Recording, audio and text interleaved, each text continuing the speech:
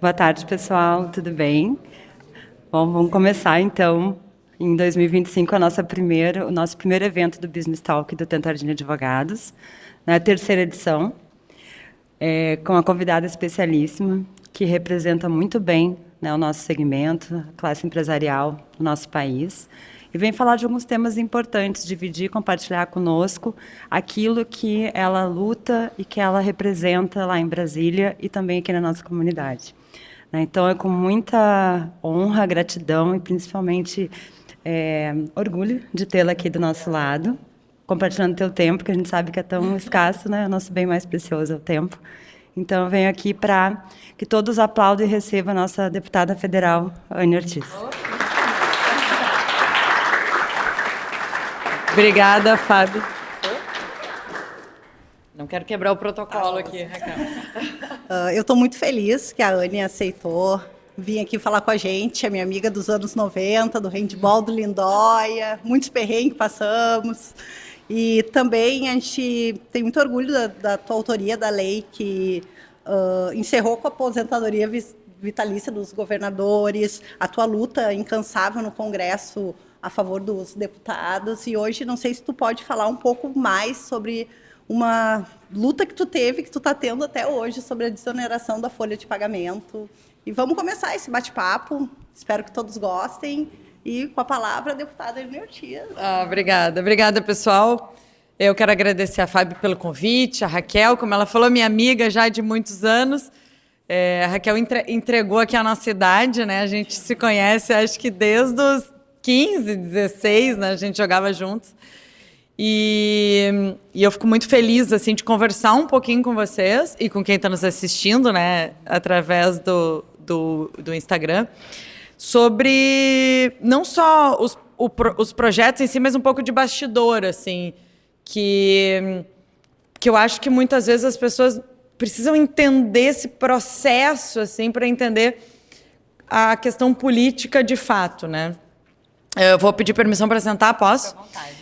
E vou tentar ser breve aqui na minha fala, para a gente poder também abrir um espaço para esse bate-papo aqui que as gurias propuseram. Eu estava agora, antes de começar aqui, contando para a Raquel um episódio da nossa vida, né, de atletas, que eu ia jogar, eu moro aqui em Porto Alegre, sempre morei em Porto Alegre, e a gente jogava juntas no Lindóia. E aí, num momento lá da vida, quando a gente foi ficando mais velha, o clube não tinha mais a nossa categoria, né? E acho que eu tinha uns 17 a 18 anos, né, Raquel? Quando daí a gente não tinha mais, assim, um time para jogar nessa categoria. E eu fui jogar na Ubra, em Sapiranga. E aí eu pegava um ônibus da minha casa até a rodoviária, da rodoviária eu pegava outro ônibus até Sapiranga, demorava sabe Deus quantas horas naquele ônibus, podia estar chovendo, ou de noite, ou enfim, caminhava da rodoviária de Sapiranga até o Nenezão, para treinar 1 hora, para depois fazer todo esse caminho de volta para casa, no horário inverso do horário que eu tinha aula. E muitas vezes eu chegava em casa super tarde, que chegava na rodoviária, que super tarde tinha que voltar e tal. E muitas coisas que eu estava pensando, gente, olha que coisa impressionante que eu fazia para treinar, né? Mas como o esporte é importante na nossa vida, assim, na questão e toda a formação de caráter, de conduta, de batalha. E aí, às vezes, tem algumas pautas, assim, algumas batalhas que são super difíceis dentro da política. E eu acho que um pouco da força, da resistência, da resiliência que eu tenho em falar, não, vai dar, vem um pouco, Raquel, dessa época aí que a gente batalhava muito, assim, para ser uma atleta olímpica. Pesando 30 quilos, queria ser jogadora de handball. Mas é isso, assim, acho que a vida vai nos forjando, né? E a gente tem que aproveitar todas as oportunidades. Bom, eu sou deputada federal agora, estou no meu primeiro mandato como deputada federal, mas já tenho alguns anos de mandato. Eu fui vereadora em Porto Alegre, me elegi em 2012 e ocupei meu mandato na Câmara até 2014, quando eu me elegi deputada estadual. Na Assembleia Legislativa eu fiquei por 8 anos, durante 2 mandatos. O primeiro mandato eu me elegi em 2014.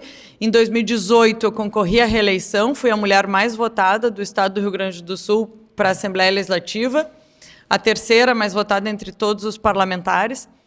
E eu considero, né, que essa votação que eu fiz quase 95 mil votos na ocasião, é um reflexo do trabalho que eu me propus a fazer dentro da Assembleia. Desde o começo, assim, da minha atividade política e do porquê eu entrei na política, isso sempre teve muita relação com o setor produtivo, com quem empreende, quem gera emprego e renda no nosso país e oportunidades. Eu acho que não há melhor nem mais eficaz política pública do que a geração de emprego e renda. Então, eu sempre batalhei muito por isso e por quem faz isso acontecer. E lá na Assembleia, eu fui autora desse projeto que a Raquel falou, esse outro, que são projetos que eu considero bem importantes, assim, não só pelo impacto financeiro, mas também pela visão que se tem em relação à política, que foi o fim da aposentadoria vitalícia para os governadores, que ocupavam um mandato de governador aqui no nosso estado durante 4 anos, porque, inclusive, até o Eduardo Leite nunca um governador se reelegeu, então ocupava o espaço de 4 anos, terminava o mandato e saía do mandato recebendo mais do que ganhava no próprio mandato, recebendo o teto do desembargador do Tribunal de Justiça para o resto da vida, e, vindo a falecer, deixava esse dinheiro para algum dos seus beneficiários legais. Inclusive, se vocês puderem observar, entrem lá no portal da Transparência agora, e vocês vão ver que a Neuza Canabarro, que acabou de perder o marido, o ex-governador Colares, ela não está recebendo mais, ela não está recebendo e nem vai receber a aposentadoria dele por conta da lei que eu apresentei e foi aprovada na Assembleia. Se fosse antes, ela estaria recebendo essa aposentadoria de forma integral, também de forma vitalícia. Então, a gente conseguiu, não conseguiu tirar de quem recebe, porque perdemos no STF, inclusive a gente tentou, enfim, porque como a lei foi revogada, não tinha mais ordenamento jurídico legal, enfim, eu estou falando aqui com advogados, né? Eu acho que na maioria, então não vou... Mas o STF... reconheceu como direito adquirido e aí eles permaneceram recebendo. Quem não vai receber são os próximos, né, os governadores, e quem tinha uma expectativa de direito que não tinha o direito de fato. Mas a gente conseguiu estancar um valor importante para o Estado.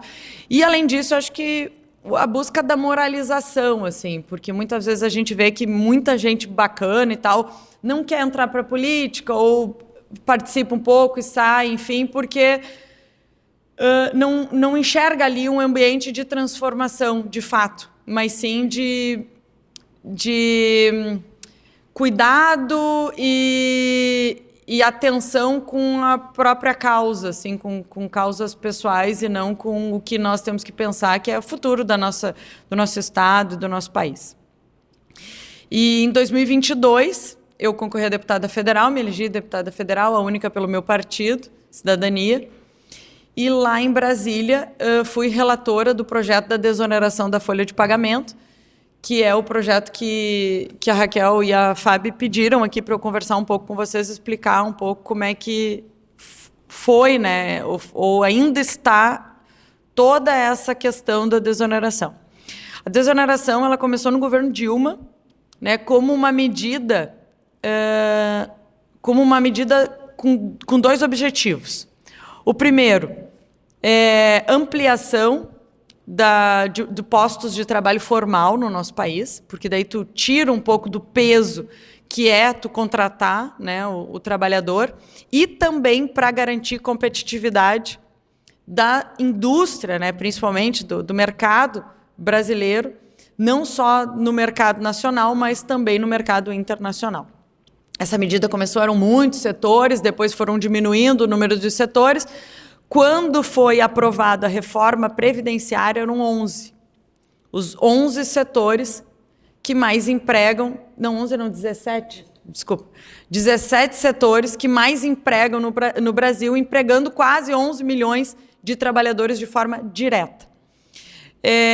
Nesse momento, nós não tínhamos mais como, na aprovação da reforma previdenciária, discutir o ingresso de mais nenhum outro setor para dentro da possibilidade da desoneração, que eu considero uma medida importante, porque quando se amplia a base de trabalhadores, tu acaba garantindo e aumentando a arrecadação e a sobrevivência da Previdência do que quando tu cria uma série de dificuldades, diminuindo o número de trabalhadores, principalmente os trabalhadores formais que se tem no Brasil. Em 2021, se não me engano, a desoneração terminou. Ela terminou em dezembro. Foi aprovado a prorrogação da desoneração até o final de 2023. No ano de 2023, nós passamos o ano inteiro discutindo na Câmara, principalmente na Comissão de Desenvolvimento Econômico, a qual eu faço parte, a prorrogação da desoneração até o final de 2027. O projeto começou no Senado e aí foi incluído no Senado uma emenda, que é uma emenda, inclusive, cópia de um projeto do deputado do PT, que incluía os municípios junto na desoneração, porque os municípios têm um problema previdenciário muito grande, têm um déficit fiscal muito grande, muitos municípios sobrevivem do fundo, né, que é repassado para os municípios e das emendas parlamentares também. Fora isso, os municípios acabam não tendo muito recurso para conseguir entregar os serviços para a população. Essa emenda deu bastante o que falar, assim, naquele momento, porque a gente não poderia incluir outros setores por conta da reforma previdenciária. Então, a discussão toda não estava vinculada à questão dos setores desonerados, né, e a importância de prorrogação dessa desoneração para esses setores e o impacto que traria para as empresas, o impacto econômico dentro dos orçamentos, do planejamento orçamentário dessas empresas que não conseguiriam reverter isso e, consequentemente, iriam demitir, e a questão dos municípios. Num primeiro momento, quando eu fui designada relatora de plenário, e essa designação é feita pelo presidente da casa, então o presidente Arthur Lira, que disse, eu vou te dar a relatoria no plenário, porque eu era relatora na comissão, tinha bastante conhecimento sobre esse assunto, estudei profundamente esse assunto, venho da iniciativa privada, o que também eu considero que me dá a legitimidade de poder discutir o quanto que custa contratar.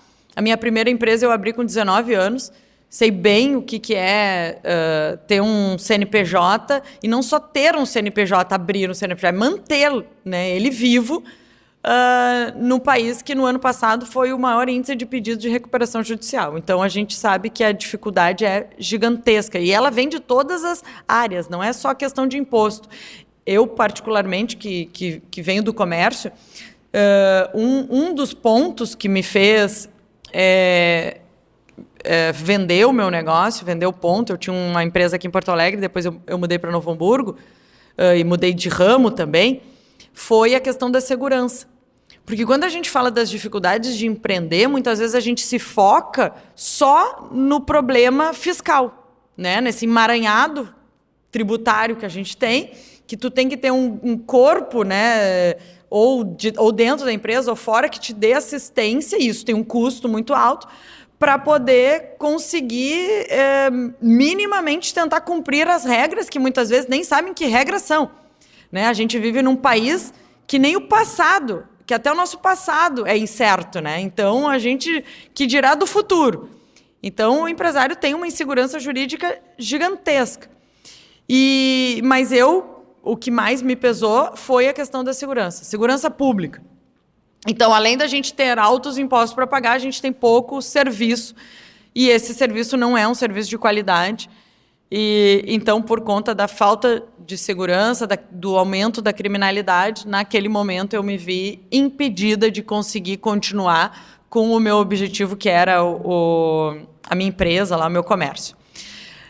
E aí, voltando para a questão da desoneração, teve toda uma discussão junto com os líderes a respeito da emenda essa do Senado, porque o projeto veio do Senado para eu relatar com a emenda dos municípios. Se eu alterasse, isso era final do ano de 23, se eu alterasse o texto e devolvesse, e nós aprovássemos na Câmara esse texto sem os municípios, o projeto voltaria para o Senado porque ele foi alterado e talvez não tivesse tempo hábil da gente finalizar o ano conseguindo renovar a desoneração. Talvez ela fosse interrompida e a gente nunca mais ia conseguir buscar. Ou então, a gente mantinha o texto que veio do Senado, aprovava tal qual veio do Senado, e aí o projeto já ia para a sanção, porque daí não precisava, sem alteração do texto, não precisa voltar para a Casa Revisora. E foi a opção que eu entendi melhor naquele momento, visto que estávamos, né, numa situação ali de tempo escasso e não tinha mais, a gente não tinha mais tempo hábil, nem garantia nenhuma de que a gente ia conseguir manter, né, prorrogar a desoneração, que é importantíssimo assim, para o país, no que diz respeito eu já falei antes, são os 17 setores que mais empregam, não são mais de 10 milhões de trabalhadores de forma direta, e não só na questão do trabalho, mas na questão também da competitividade. Eu falava muito na época, por exemplo, com o setor coreiro e calçadista, que são setores desonerados, setor têxtil também, de confecção, e que além de estar enfrentando uma batalha para manter a desoneração, enfrentavam também uma batalha na competição e na sua competitividade por espaço dentro do mercado com as empresas de fora, né? Com as comprinhas da internet, que não têm a mesma tributação e que conseguiam entregar o produto aqui infinitamente mais barato que eles. Inclusive, um empresário do ramo setor calçadista disse, olha, para mim está valendo a pena cruzar a fronteira, montar minha empresa ali do outro lado da fronteira e vender só pela internet, do que manter a minha fábrica aqui com funcionário e não só a fábrica, mas também as representantes, assim, representante comercial, né, que chama as lojas filiadas, isso. Porque é caríssimo, então assim, eu vou ter uma estrutura muito menor, vou ter um impacto, vou conseguir faturar muito maior, muito mais, e vou vender igual eu vendo hoje, porque eu vou vender pela internet. Então a gente tem hoje uma deslealdade dentro desse processo. Então, e a gente via o governo, ao mesmo tempo, apertando cada vez mais a corda no pescoço de quem está aqui produzindo, e toda uma discussão a respeito da taxação, né, dessas compras. Eu sempre defendi que o governo deveria não taxar as empresas, as compras, né, de fora, mas dar as mesmas condições para que as nossas empresas daqui pudessem ser tão competitivas como as empresas de lá. Porque daí tu consegue devolver o poder de compra para o consumidor e não diminuir cada vez mais o poder de compra do consumidor, que é o que está acontecendo. Mas, infelizmente, isso não acontece, né, dentro dessa mesma velocidade. Bom, ano 23, nós conseguimos aprovar o projeto da desoneração, o projeto foi votado com ampla votação.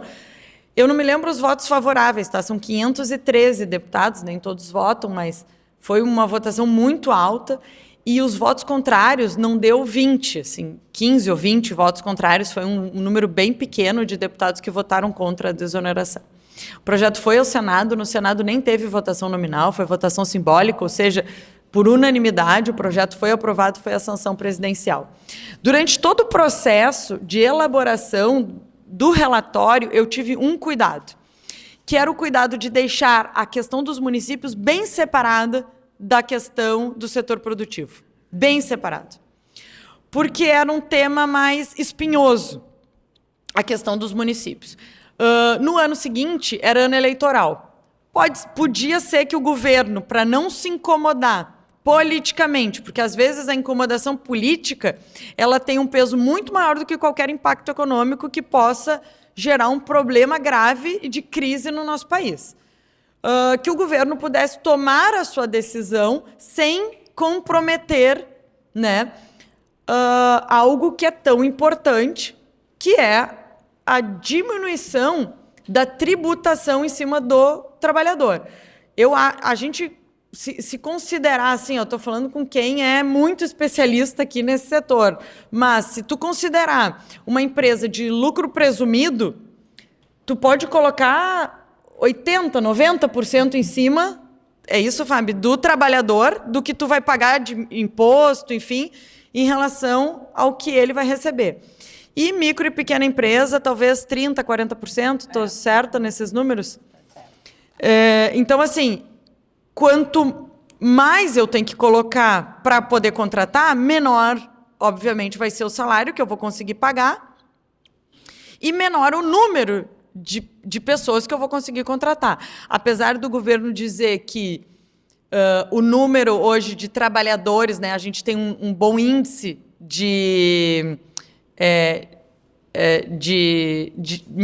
na medida do desemprego, tá? Que a gente está num índice de desemprego baixo, enfim, os indicadores que o governo usa para esses resultados são indicadores maquiados, porque eles usam não as pessoas desocupadas, eles não pegam os adultos em idade laboral que estão desocupados, eles calculam quem procura emprego. Então, não significa que temos um baixo índice de desemprego. Eles estão calculando só quem procura emprego, num país que tem 54 milhões de pessoas vinculadas ao Bolsa Família, e a gente sabe como faz falta hoje, em vários setores, a mão de obra qualificada.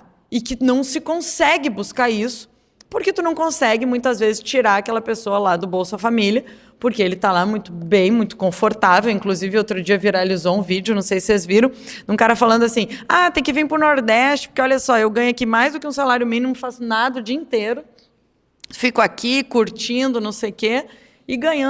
Aí falou, né, todos os benefícios que ele ganhava, dava um valor bem considerável, assim. Aqui o custo de vida é barato, estou vivendo bem, estou vivendo legal aqui às custas do governo. Só que, na verdade, não é às custas do governo, é às custas de todos nós, porque se paga imposto para isso, né? Hoje uma parcela muito pequena da população é produtiva e que acaba sustentando uma outra grande parcela da população. E que o governo não consegue medir quando trava uma luta contra a desoneração da folha, que foi o que o governo fez, que é agora, que é esse pedaço da história que eu vou contar, quando o presidente Lula veta o projeto integralmente. Ele não separou municípios do que nós já vínhamos vendo a respeito da desoneração. Ele veta tudo e diz, acabou a desoneração no país. E aí a gente começa a travar uma luta muito grande contra o governo, porque o Congresso Nacional derruba o veto. No dia que é promulgada a lei, o governo entra com uma ação no STF para que o STF derrube de novo. Primeiro ele entrou com uma medida provisória, terminando com a desoneração. No dia que ela foi promulgada, ele entra com uma medida provisória, terminando com a desoneração. Não pode terminar com a desoneração com um projeto que foi amplamente discutido, sem a presença deles e porque não quiseram discutir. Tu não pode fazer essa discussão por medida provisória, né, com uma MP. Nós já tínhamos aprovado na Câmara, aprovado no Senado, derrubado o veto presidencial. E aí começou uma situação constrangedora entre presidentes, né, da Câmara e do Senado em relação ao governo. Que o governo retirou a medida provisória, mas disse, nós vamos discutir isso no STF, judicializando as decisões que são feitas no Poder Legislativo. E nós deveríamos ter uma igualdade e uma equidade entre os poderes, Poder Legislativo, Poder Judiciário e o Poder Executivo. E o que a gente vê hoje é o Poder Judiciário muito mais poderoso do que os outros e sem nenhum tipo de controle, nenhum tipo de fiscalização. Decidindo, muitas vezes, e aí eu não quero aqui entrar em outro espaço, que a gente ia precisar de uma outra...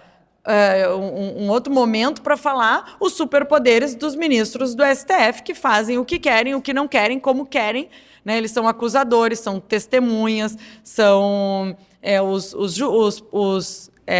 os juízes, eles são tudo, são a vítima, eles são absolutamente tudo. Então, nesse momento da desoneração, a gente vê um pouco disso. Porque a gente vê o advogado pessoal do presidente Lula, que foi indicado por ele para ocupar uma vaga, né, de ministro do STF, recebendo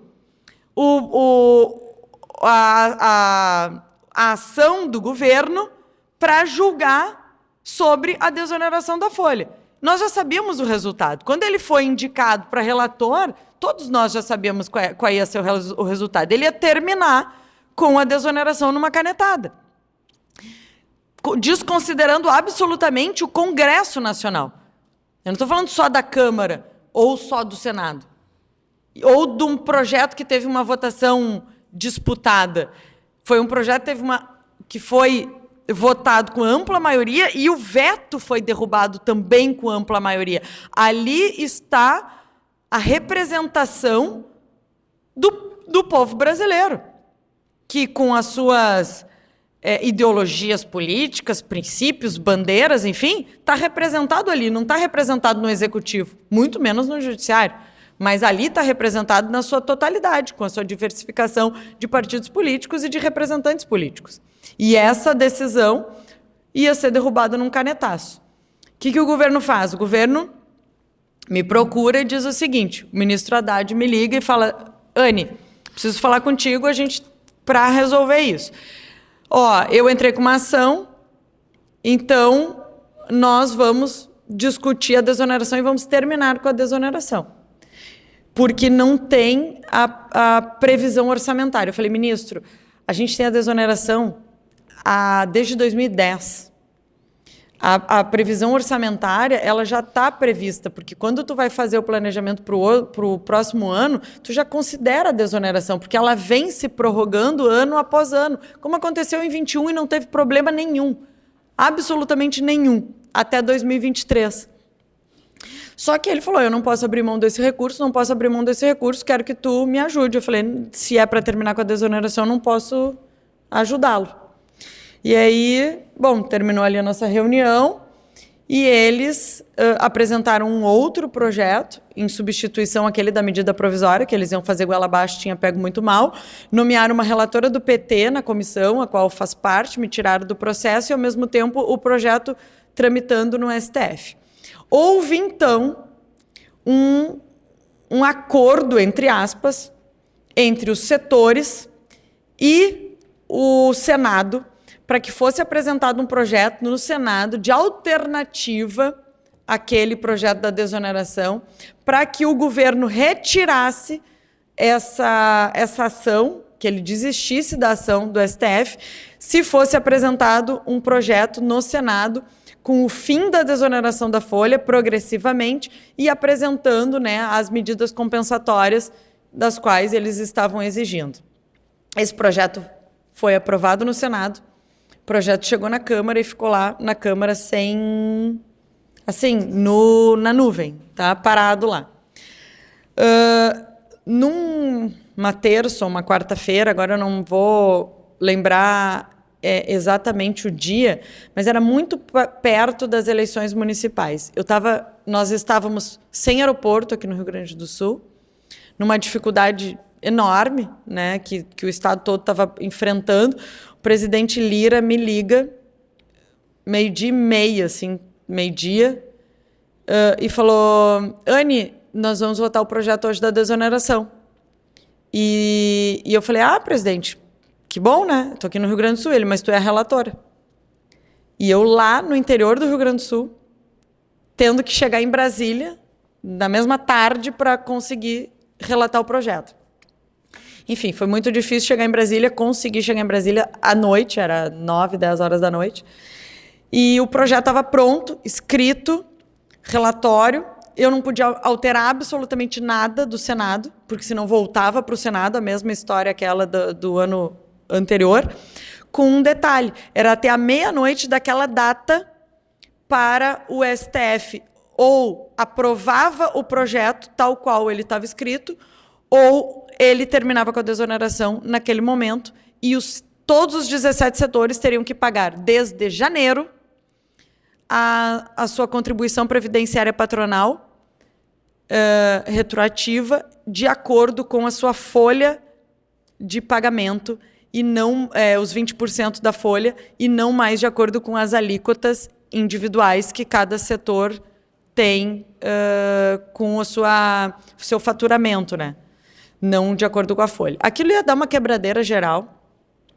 Teve deputados, Fábio, que queriam que eu pagasse para ver, entendeu? Falando, Anne, faz o relatório contrário, manda de volta para o Senado, os setores vão demitir e o governo vai se dar mal. Eu falei, gente, a gente está aqui num momento que não é o governo se dá mal ou o governo não se dá mal. Ninguém vai amanhã... são 10 milhões de pessoas. Amanhã tu não vai demitir metade, 5 milhões de pessoas, até porque tem um custo enorme para tu demitir. Então não vai ser amanhã, isso vai se dar pouco a pouco, né? Porque as empresas vão pegar toda a gordura que tem, vão conseguir enxugar e quando a crise se instalar, já vai ter passado muito tempo. As pessoas não vão conseguir vincular o fim da desoneração a este momento de demissões, enfim, e de quebradeira de empresas também. Fora isso, que o governo ia ter um custo muito, muito alto também, porque eles não consideram na conta da desoneração o seguinte, ele pode até, entre aspas, abrir mão de receita, né? Porém, quando tu amplia a base de trabalhadores, tu consegue arrecadar mais, se considerar o imposto de renda, se considerar PIS/COFINS, se considerar que não vai pagar, por exemplo, o auxílio... como é que chama? Auxílio... Isso, seguro-desemprego. Você não vai conseguir pagar o seguro-desemprego, você não vai pagar o Bolsa Família. Então, essa conta não é feita dessa forma mais ampliada. A conta ela é feita numa matemática muito simplista, que é eu quero arrecadar mais agora, e não com uma base maior a longo prazo, podendo ter uma arrecadação maior. E o próprio INSS do trabalhador, né, que ele também tem que recolher. Fora isso, a gente tem uma migração muito grande para a pejotização, fora isso, tem uma informalidade muito grande também, né, que precisa, de alguma forma, ser enfrentada, mas a informalidade ela cresce porque não há hoje uma possibilidade de contratação como se queria ter. E aí eu chego lá na Câmara, o projeto está pronto, a história está pronta, só me entregaram, tu assina aqui e lê esse texto que está aqui lá na tribuna e a gente vai aprovar. E eu falei, eu não vou ler isso aqui, eu não vou assinar, a minha digital não vai estar nesse processo aqui, porque o que está acontecendo no país é o seguinte, é o STF colocando literalmente uma faca no pescoço dos representantes dos 17 setores e dizendo o seguinte, eu tenho uma pessoa da tua família aqui sequestrada, ou tu me dá tudo, ou eu vou matar esta pessoa. E os setores estão entregando tudo que conquistaram ao longo desses anos todos para o sequestrador não matar lá o familiar. É exatamente isso que está acontecendo. E eu não tenho receio nenhum de dizer isso aqui, porque eu já disse isso lá na tribuna. A gente está vivendo hoje uma situação no país que é inacreditável, onde se tem um conluio entre executivo e STF, e o próprio Zanin agora, de novo, questiona a questão da desoneração, porque o Haddad disse que o nosso déficit fiscal, se não fosse a desoneração e o PERSE, não seria o valor que o Brasil estaria outro, nós estaríamos voando, perfeito, maravilhoso, economia bombando, se não fosse a desoneração. Então, a culpa tem que ser sempre de alguém.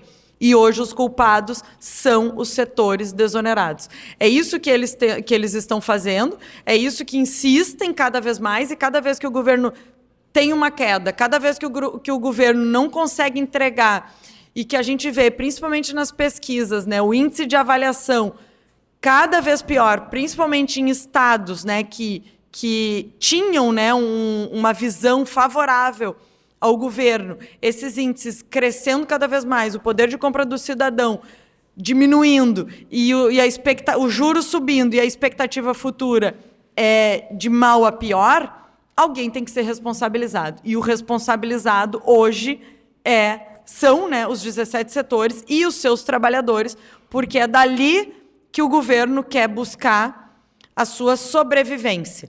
E é muito perigoso quando a gente tem um governo assim, porque eles vão fazer absolutamente de tudo e todas as irresponsabilidades econômicas para poder salvar a reputação e talvez salvar uma manutenção de poder a qualquer custo.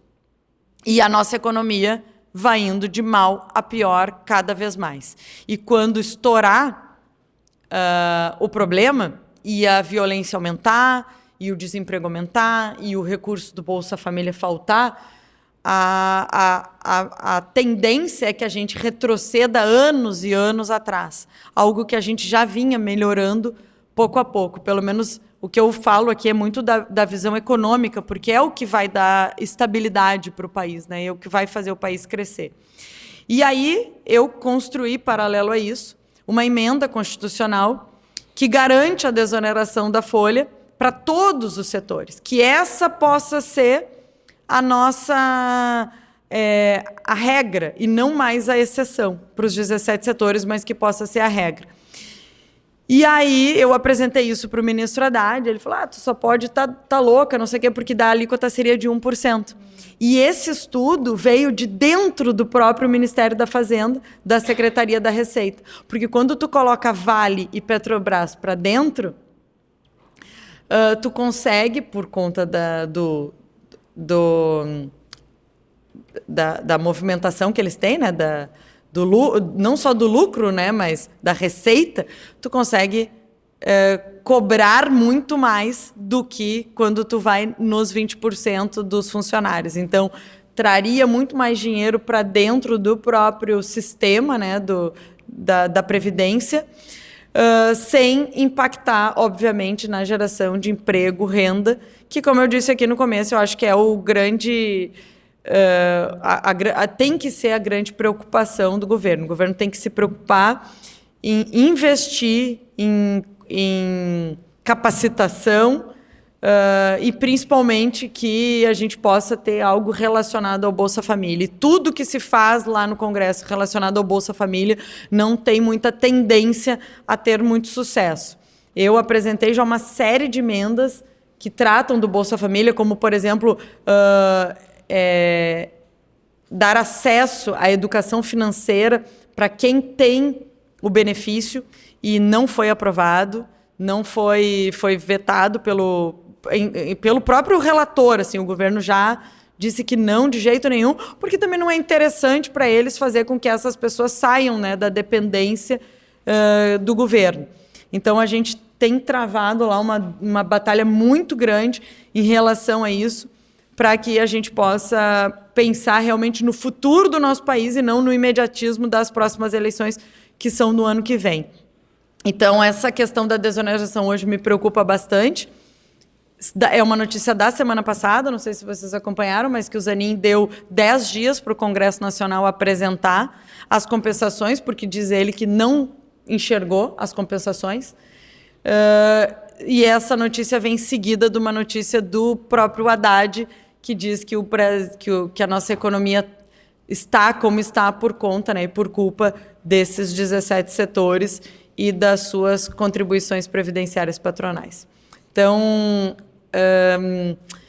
eu não gosto, né, Raquel, de ser a portadora das más notícias, até porque eu sou otimista. Eu acho que a gente tem que acreditar que é possível, sabe, a gente buscar as mudanças que a gente quer e que a gente precisa ter condições e energia de batalhar, enfim, mas que a gente vai ter períodos difíceis aí pela frente e que a mobilização ela é muito importante. A atenção e a mobilização é importante, porque quando a sociedade se preocupou com esse tema, quando a sociedade fez pressão e o Congresso sentiu isso, ele foi de acordo com os interesses, né, da população e não de acordo com o interesse de governo ou interesse do STF, mas com o respaldo que a população pode dar. Então, é mais como um alerta para que a gente entenda que esse tema ainda não terminou, que a batalha não terminou E que quando eu entreguei o meu projeto, entreguei para o Zé Guimarães, eu não sei se vocês lembram, ele era o líder do PT na Câmara, ano passado. Ficou conhecido nacionalmente, internacionalmente, por conta do dinheiro na cueca. E ele tem um bom currículo. E aí eu disse, olha, eu não vou assinar isso aqui, porque eu não vou ser cúmplice do que o STF, junto com o governo, estão fazendo em relação a essas empresas.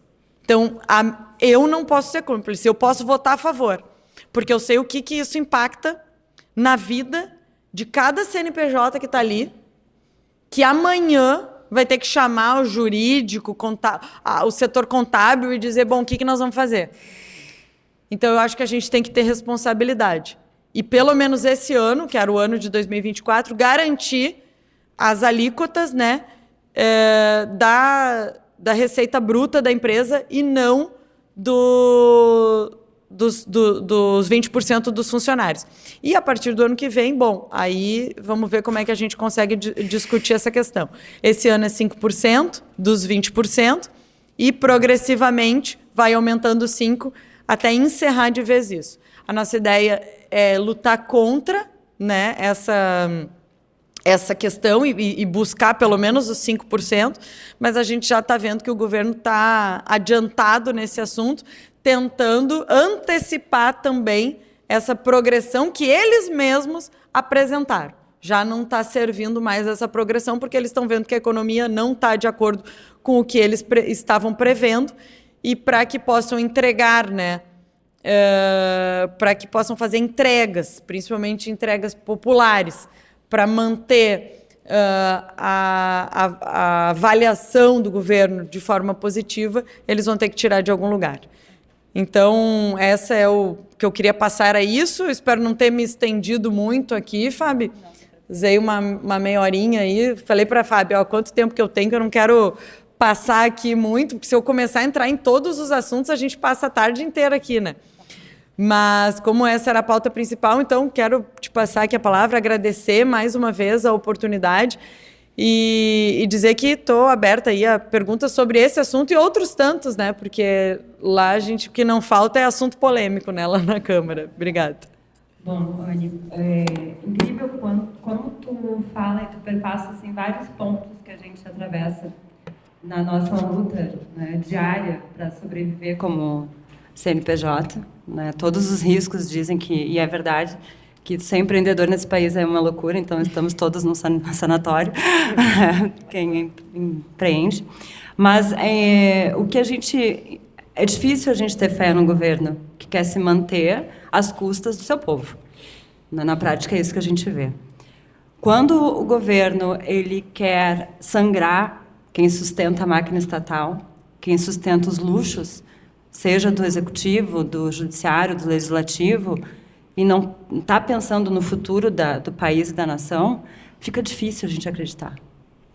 Né? A gente sabe que tem pessoas, né, que nos representam, e representa bem, de uma forma ética, de uma forma com dignidade, mas tem outros políticos que a gente sabe que só pensam na perpetuação do poder, para si, para a sua família e para os seus. E esses políticos não são o que representam a nação. Então, quando a gente vê que querem acabar com uma desoneração da folha, que querem começar a taxar, a tributar dividendos. Também. Quando o Lula vai na TV... Um projeto dos dividendos, daí depois eu conto para vocês. Tá, é muito bom, porque a gente, como escritório de advocacia empresarial, a gente sente a dor, a gente está junto com o empresário, a gente se coloca no lugar do empresário. E o Lula ir a público é uma sandice, é um absurdo ele ir na frente das câmeras e falar que o culpado são os empresários que eles não pagam imposto. Pelo amor de Deus, quanto que uma empresa paga para se manter ativa com todos os... Fabi, deixa eu só te dizer uma coisa, acho que isso que tu está falando é perfeito e sobre um detalhe, tá, que eu queria falar hoje aqui também, que é a questão do Poder Judiciário. A gente tem outra casta no Brasil. Né, que dizem que aqui não tem castas, tem sim, que é o Poder Judiciário. Hoje, um juiz que quiser se aposentar e ganhar o que ele ganha sem chegar no tempo da aposentadoria, é só ele começar a vender sentença. Que a pena dele vai ser a aposentadoria. Então, assim, ó, é um negócio surreal, sabe? É inacreditável. Saiu outro dia uma notícia do juiz que estava vendendo sentença e a condenação dele foi se aposentar. Bom, vamos aposentar ele, então, compulsoriamente. Como se essa fosse a pena adequada a esse tipo de crime. Então, se esse é o recado que se passa para a população, imagina o resto. O judiciário, acho que foi do... Cadê a Thaís? Me ajuda? Não tá aí. Piauí. Agora eu não vou lembrar. Mas eu cheguei a postar o vídeo. Eles demoraram 24 segundos para se conceder um benefício que daria mais ou menos R$1 milhão para cada um dos magistrados por acúmulo de trabalho. R$1 milhão em 24 segundos. A nossa ex-presidente aqui do TJ, eles receberam, por conta de coisas que eles encontram, assim, daí é aquilo que a gente falou, eu acho que eu tenho direito de receber isso. Então, se autoconcedem uma série de benefícios, e ela recebeu R$600 mil por conta desse benefício, que foi autorizado pelo CNJ e que está lá publicado no site deles, eles próprios divulgaram com o portal da transparência. E aí teve um jornalista, que eu não vou dizer quem é, que divulgou isso. E aí ela entrou com processo contra o jornalista, pedindo mais 600 mil por ter divulgado algo que eles têm no portal da transparência. Que era um absurdo divulgar isso. Sendo que é um absurdo que fazem. E aí não tem dinheiro. Aí não tem mesmo, aí não tem fim. É infinito, infinito. E eu apresentei uma PEC para que a gente possa mudar isso, que a pena para juiz corrupto não seja a aposentadoria, e aí vai lá ver quantas assinaturas tem na PEC. 20. Precisa de 171. Não tem 25. Não tem 25.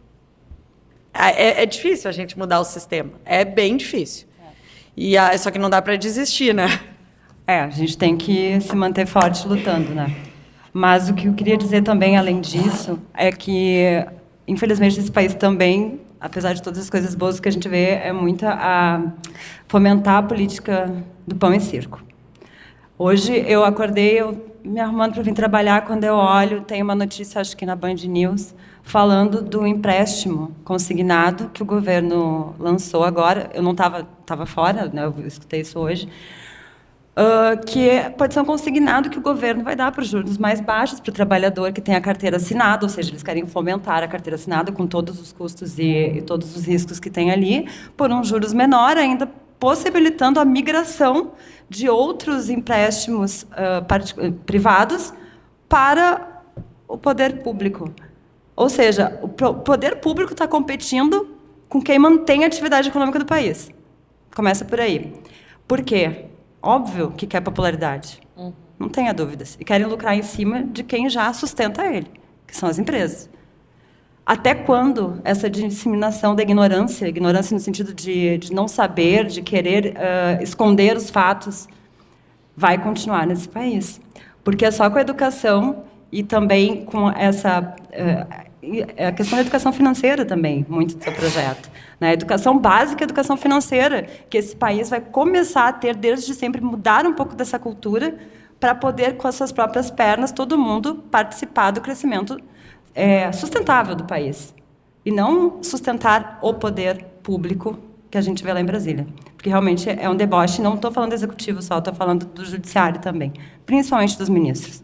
Porque justiça nesse país não existe. Por mais que nós, advogados, a gente busque a justiça, a gente sabe que a justiça não é justa, né? Infelizmente. Mas a gente continua lutando para que isso se transforme. Bom, a gente poderia ficar aqui debatendo e falando várias coisas. A Raquel, peço a desculpa que no início, esses protocolos eu acabei pulando. A Raquel é minha sócia, é a head do tributário do escritório Tentardini Advogados. amiga da Anne já desde muito tempo, por conta do esporte. A gente também se identifica, porque eu também fui do esporte, né? Vocês já sabem, do vôlei.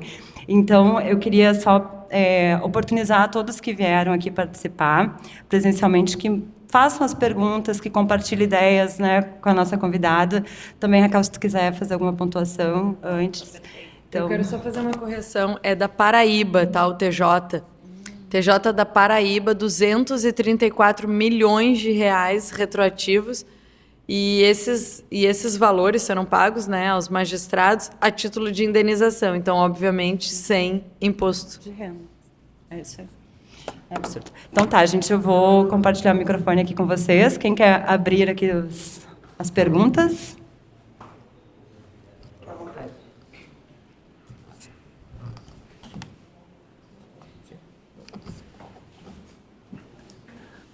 Boa tarde aí. Parabéns aí, Fabiana, pelo evento. E parabéns aí pela sua exposição, deputada...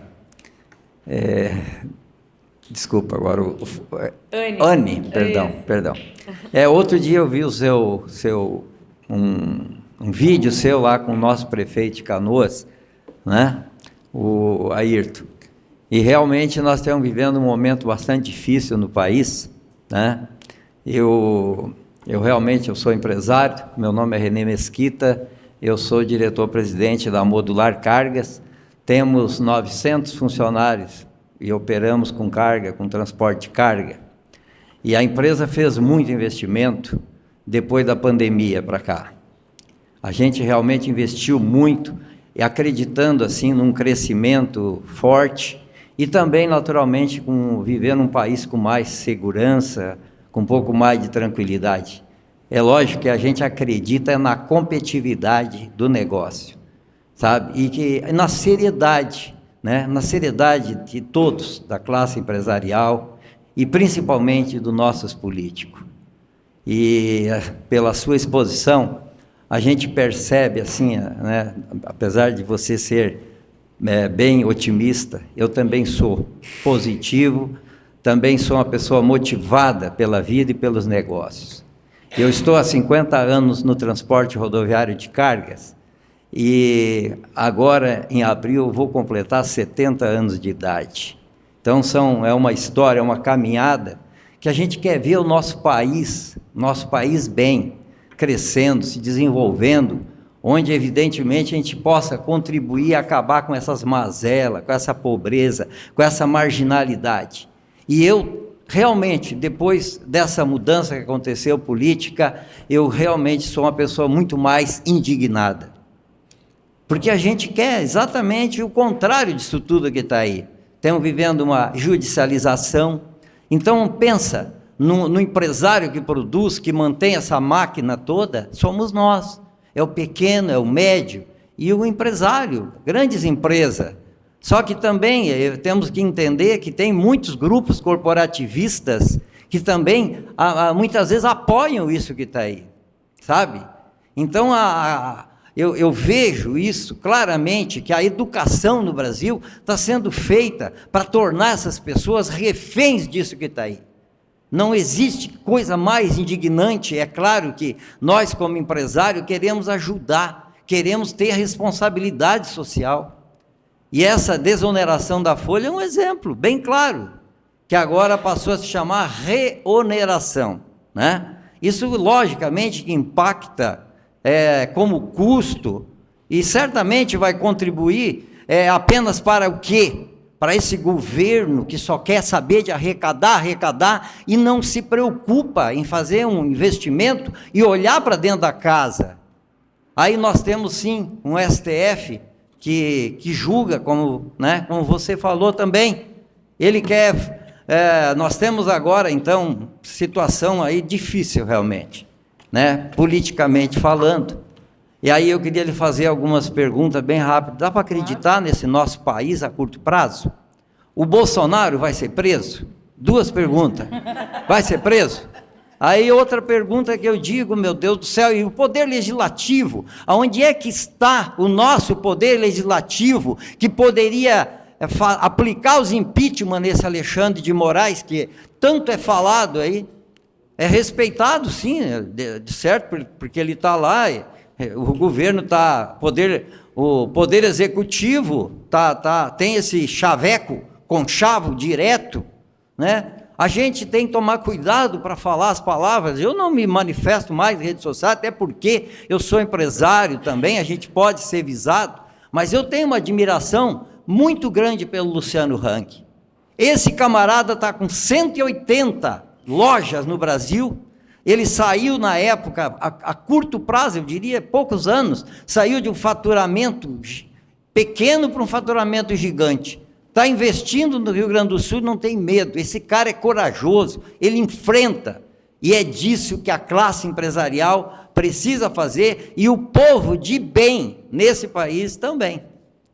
Então, eu ainda acredito na esperança de ver o Brasil, ver meus netos, meus filhos, sabe, trabalhando com tranquilidade, né, vivendo num país que é uma maravilha, é um país que é uma riqueza imensa. Eu já viajei por tantos países, sabe, fiquei até 21 dias em Portugal, na época, pensando em ir embora para Portugal, mas cheguei à conclusão, não, esse é o nosso país, vamos lutar, defender e apoiar as pessoas de bem. Obrigado. Obrigada, parabéns, bem fáceis as tuas perguntas. Ó, primeira coisa, eu quero falar que o setor de transporte, tá, é um dos setores que estão na questão da desoneração, e não se calcula o efeito cascata que tem no preço dos alimentos, porque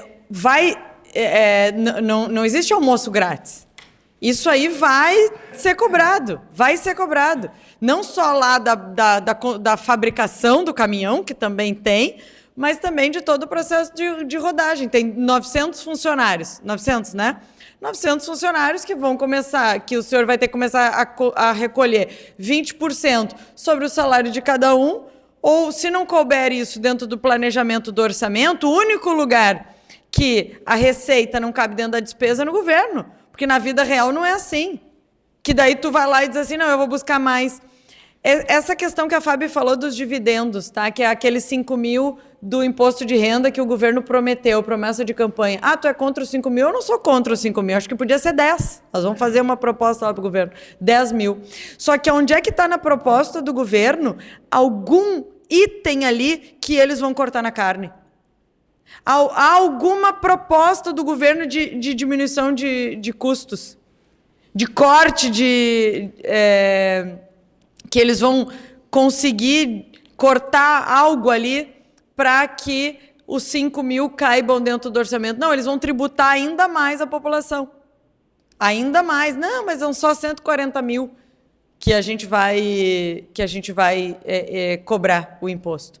É que é isso que não se tem muitas vezes a visão, e principalmente o que se combate a riqueza. Não, eu vou combater a riqueza, como se a riqueza fosse um copo que se eu tenho dinheiro, a Raquel não tem.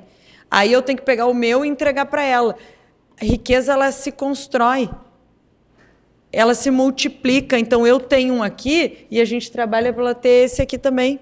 Não é uma unidade que tu distribui. E o que vai acontecer se tu distribuir? Vai ficar todo mundo sem nada. E essa ideia que se tem de combater os super ricos, na verdade, tu tá atacando a população como um todo. E não de fomentar mais ações para que outros possam também ter o mesmo acesso e a mesma condição de crescer profissionalmente, ou dentro do seu negócio, dentro, enfim, da sua profissão. E aí eu quero falar um pouquinho sobre o que tu perguntou sobre o Bolsonaro ser preso e por que o Senado não faz nada. O impeachment dos ministros, a CPI, ela está lá no Senado. São eles que podem votar ou podem abrir um processo de impeachment contra o ministro Alexandre de Moraes. Mas a gente está vivendo num país, e outro dia o presidente da casa fez um discurso sobre isso, que não tem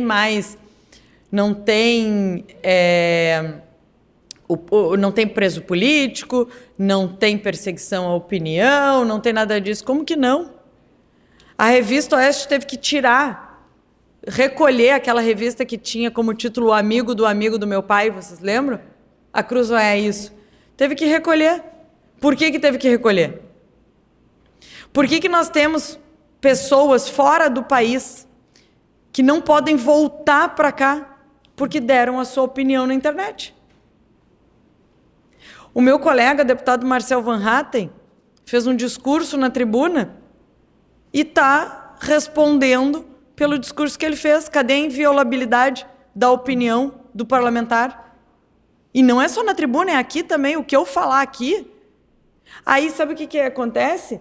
Cada vez mais se cria um ambiente para que a pessoa pense 2, 3, 4 vezes o que ela vai dizer. Porque tu tem que ver o tamanho da incomodação que tu quer ter.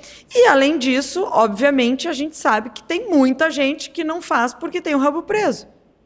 E os recados vão aparecendo aí ao longo do tempo. É só estar um pouquinho atento que consegue identificar. Então, a gente tem... assim, a curto prazo. Tu perguntou, Anny, a curto prazo, o que tu acha? Eu acho que a gente tem tempos difíceis a curto prazo. Difíceis. Mas que a gente não pode desistir. Mas tem tempos difíceis. A Débora, que é aquela mãe de 2 crianças, eu sou mãe de 2 crianças também, tá? Eu tenho um filho de 5 anos e outro de 3. Que eu deixo eles toda semana em casa com o meu marido para ir para Brasília, porque eu acredito muito no futuro desse país. Muito. E aí, quando eu vejo a Débora, mãe de 2 crianças, que está há mais de 2 anos privada do convívio com seus filhos, que deve ser muito difícil para ela e para eles, ser condenada a 17 anos porque escreveu de batom numa estátua, eu fico pensando o seguinte: se ela tivesse roubado a Petrobras, ela estava em casa hoje, né? Fazendo vídeo, dando dica de filme na piscina. Que é o país, é esse o Brasil que a gente vive hoje. E a gente vai precisar enfrentar isso. Com esse Senado que está aí, não. Mas ano que vem tem eleição. Ano que vem tem eleição. E a gente tem que pensar nisso e não desistir, porque senão a gente tem que ir embora mesmo. E eu não sei se Portugal também é o caminho, viu? Mas é difícil, assim. A gente tem que segurar e tentar lutar pelo que a gente tem e pelo que a gente quer. Só do Alexandre de Moraes não ter cancelado a ida dele lá para os Estados Unidos na última viagem que ele tinha já é algum sinal, é algum recado. E se abraçar nessas pequenas coisas e não desistir. Então, eu acho que tem uma possibilidade. Eu não vejo, assim, nesse ano e até o próximo, algo de diferente acontecendo. Mas eu tenho uma expectativa, uma esperança para a próxima legislatura. Acredito mais, e acredito mais também num Senado mais livre para poder fazer os enfrentamentos que precisa ser feito. Porque ninguém é o rei do Brasil, né? Então a gente tem que enfrentar. E a questão do Bolsonaro, eu acho que eles estão com o dedo no pulso, assim. Só vão prender se enxergarem que isso é positivo para a eleição. Se isso não for positivo para a eleição, não vão. Então, é uma questão mais, eu acho que é mais um termômetro. Eu não sei se fariam isso considerando que haveria um levante muito grande em torno do nome dele ou mas independente, eu não sei se é o Bolsonaro o candidato ou se é o Tarcísio, governador de São Paulo, o candidato que pode representar e aglutinar essa mudança, de fato, assim.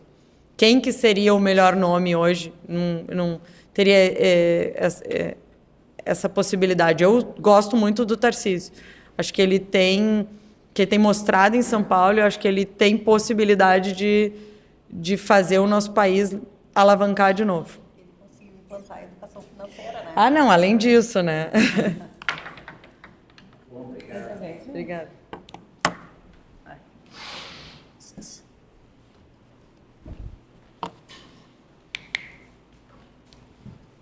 Boa noite.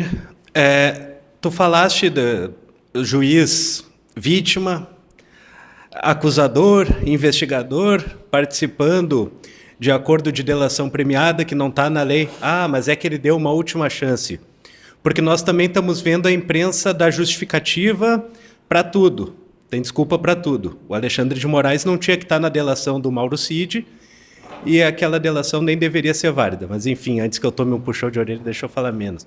Mas não faltou durante a pandemia, quando não deixaram governadores, prefeitos e até o presidente tomarem medidas, o STF dizer o que tinha que fazer, não faltou o Congresso se levantar, não faltou a Câmara.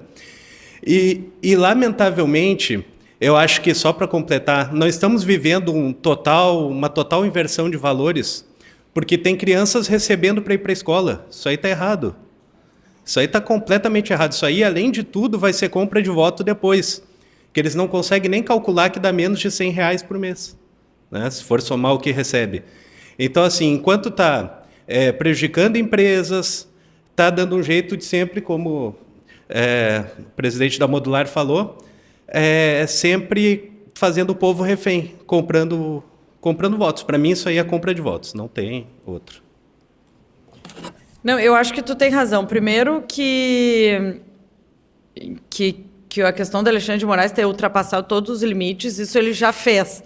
Só que é assim, mas só dessa vez a gente vai aceitar, só dessa vez a gente vai citar. Acho que o Congresso foi conivente, sim, na época da pandemia. Eu acho que a pandemia foram diversos erros, uma somatória de erros.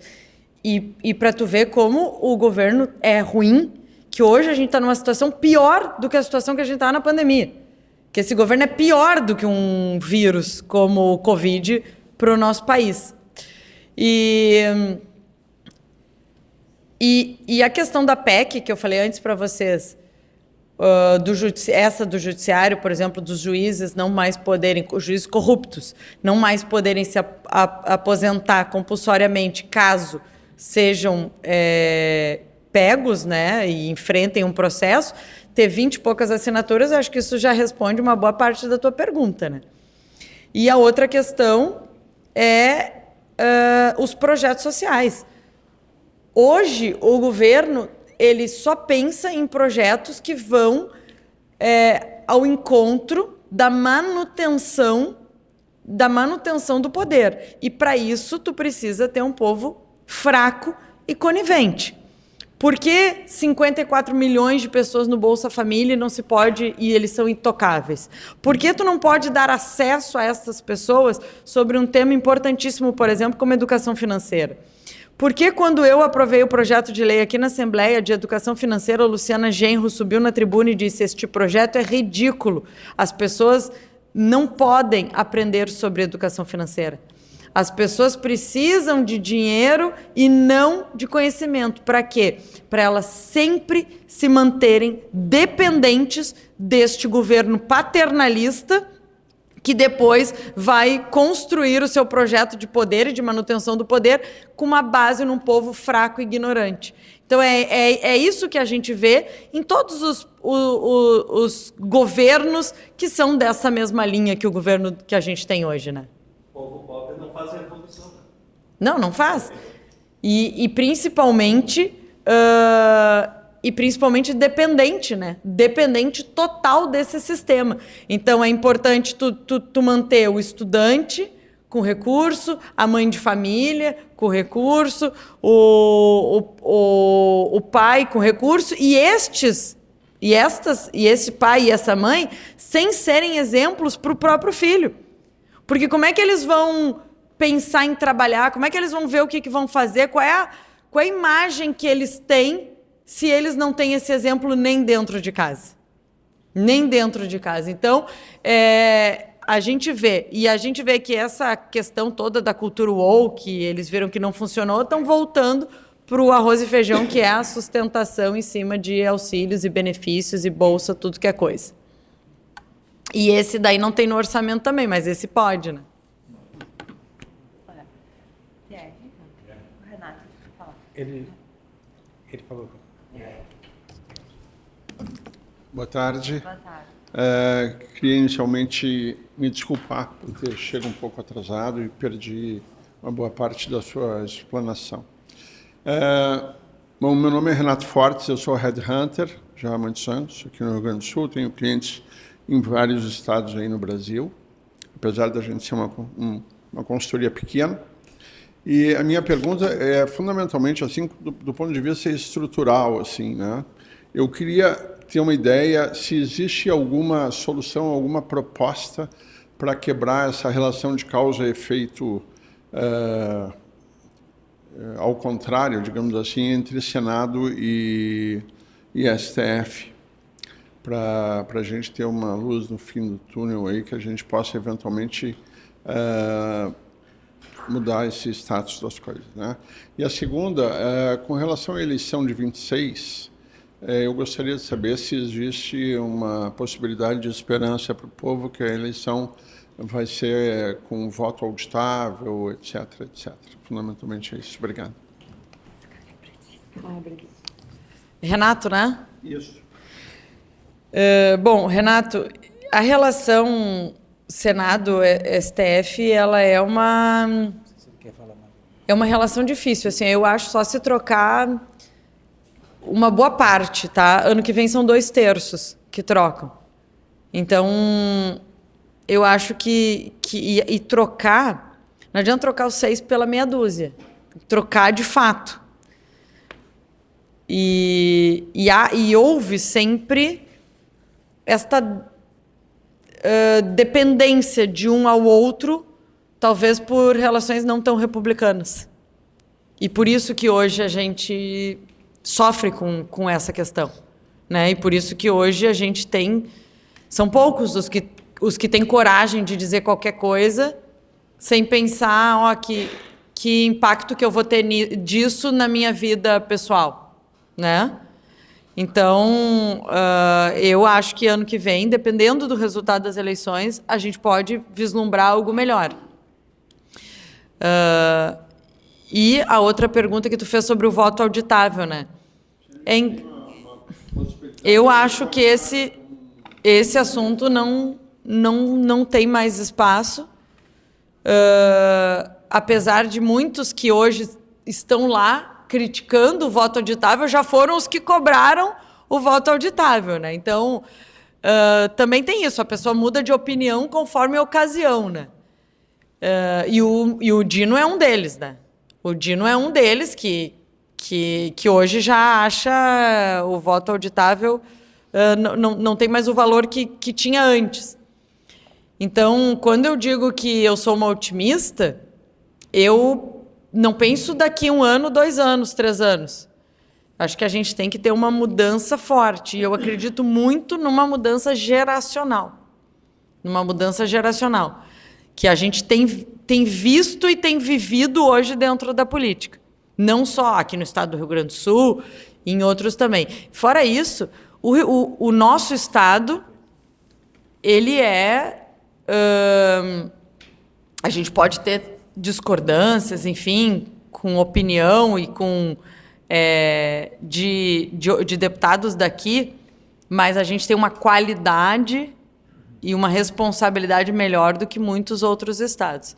Eu acho que o gaúcho não perdoa algumas atitudes que outros estados mais permissivos em relação a comportamento dos seus representantes.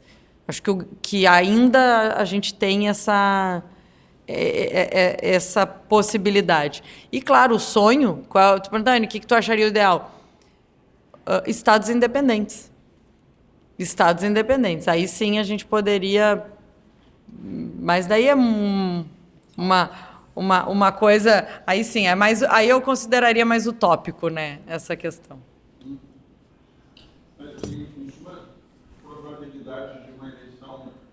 A auditável eu acho muito difícil. Eu acho muito difícil. Muito difícil. Não se fala mais nesse assunto na Câmara. Nem os Estados Unidos e aliados se propondo a não reconhecer a legitimidade, etc. Hoje a pauta está em cima da anistia. Eu não vejo essa como uma pauta que está como uma proposta para votação. Esse assunto estava mais antes e agora não se trata muito mais desse assunto lá.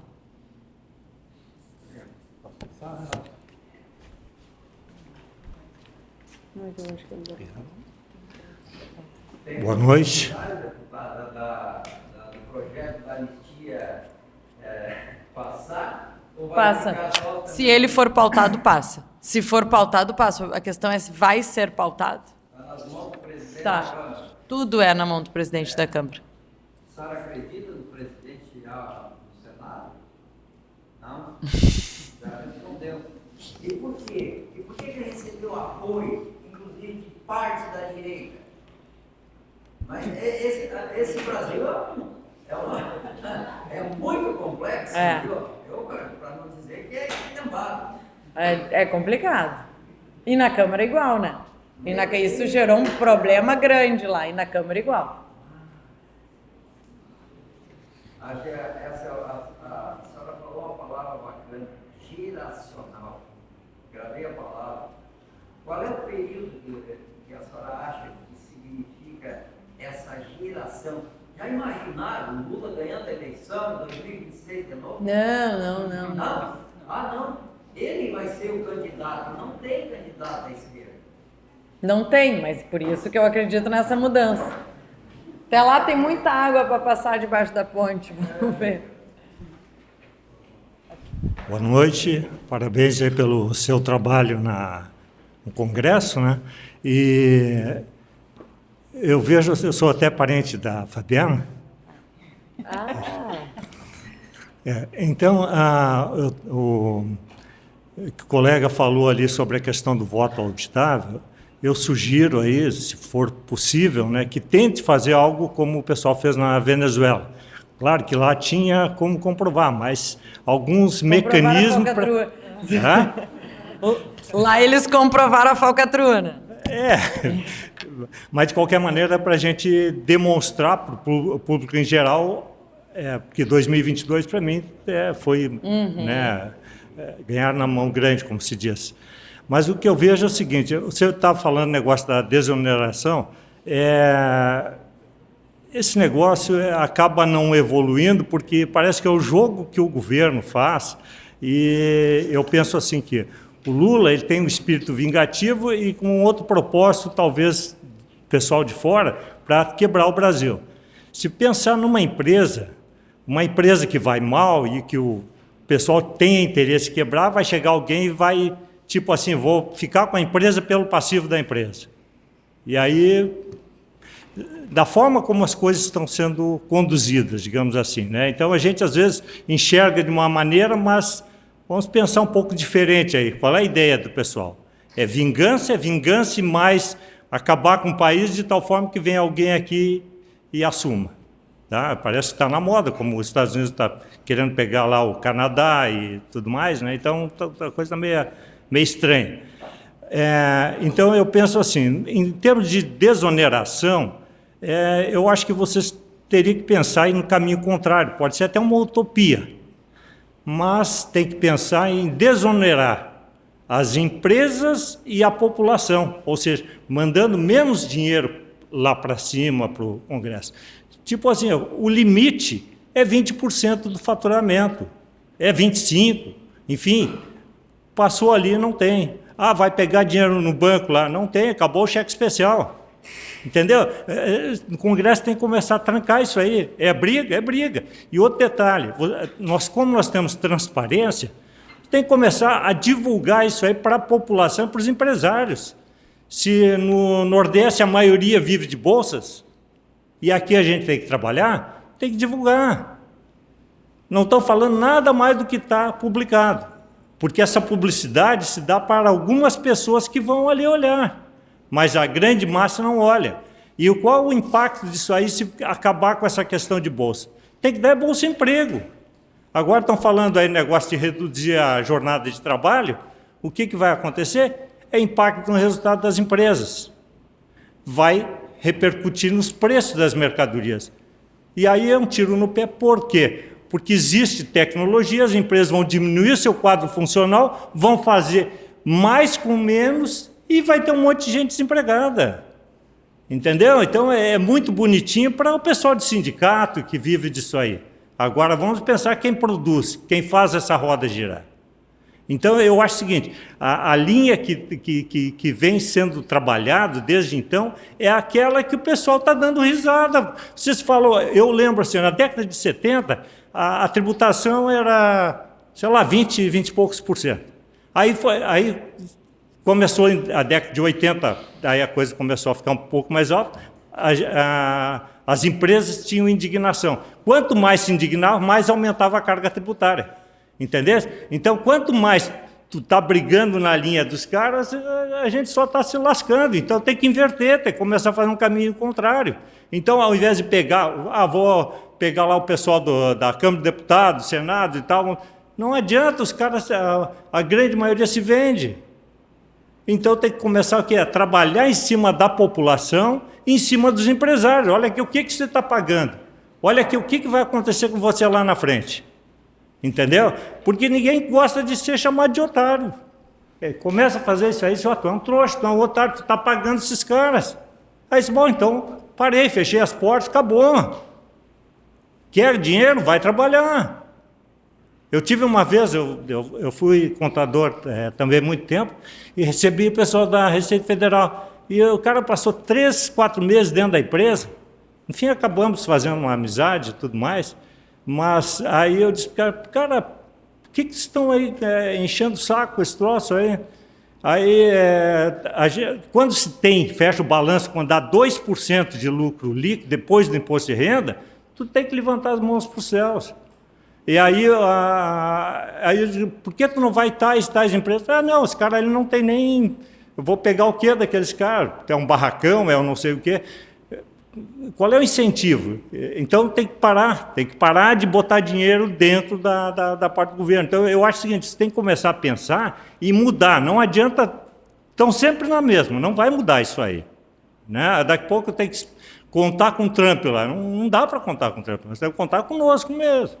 Né? Então tem que pegar e começar a divulgar, dar publicidade. Empresa, veja os empresários. Os caras dizem, não, para um pouquinho. Eu tenho 10 empresas, eu vou fazer... Com 5 empresas eu vou ter mais lucro do que eu tenho com 10. O cara lá, eu vou comprar isso, vou comprar aquilo. Para de gastar o teu dinheiro, vê o que é o necessário e para de gerar. É melhor ganhar menos, não gerar impostos, porque daí começa a bater lá no caixa seja governo federal, estadual, municipal, enfim. Quando começa a apertar, os caras vão ter que dar um jeito. Agora eu vou ter que buscar dinheiro nos bancos, porque os bancos estão aí vivendo. Nós estamos hoje com 8 trilhões ou mais de dívida pública, né? E pagando aí 1 trilhão por mês, por ano aí de juros, não dá, é conta nossa. Então esse negócio eu acho que não adianta mais querer fazer esse jogo que os caras estão fazendo, eu acho que tem que mudar. Quem é que pode apoiar? É a população e a empresa. Dá transparência para o pessoal, mostra, tem ali, de onde dizer, ninguém está fabricando números. E aí tem que colocar, se nós não tivermos, o que poderíamos, digamos assim, tentar projetar como seria o país, a vida das pessoas. Aquelas pessoas que vivem de bolsa, eles também, se puder trabalhar direitinho, eles vão ficar felizes de estar produzindo também.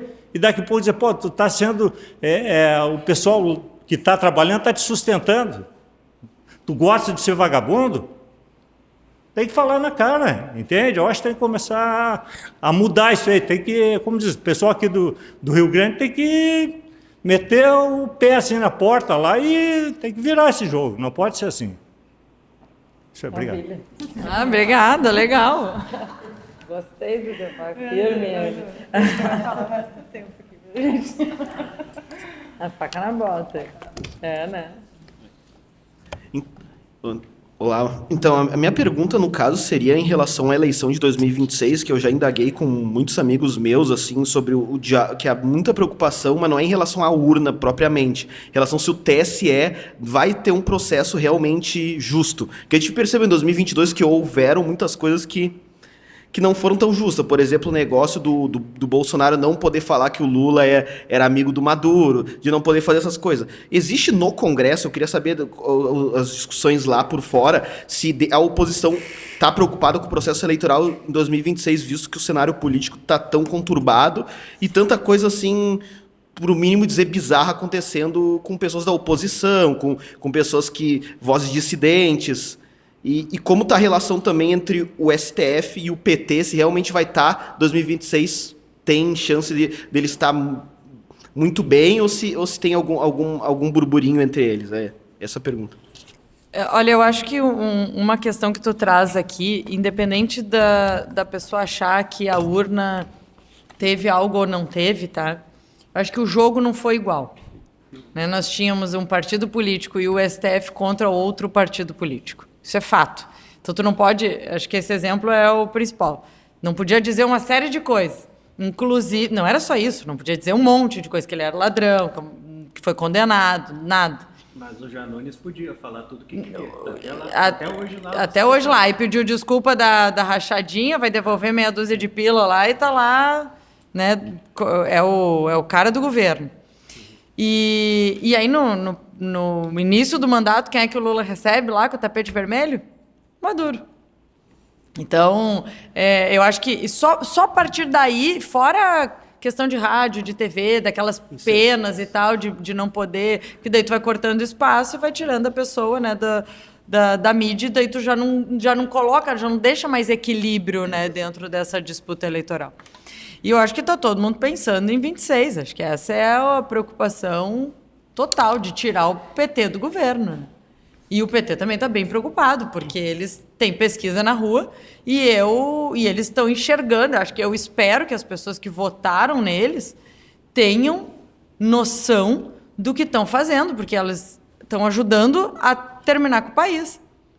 Só que não, infelizmente, só para a vida delas. Lembra quando a Alemanha era dividida? Então, vocês que querem votar nesse tipo de gente ficam para cá e quem quer... Não, o impacto é no Brasil inteiro, não é só para quem votou no governo.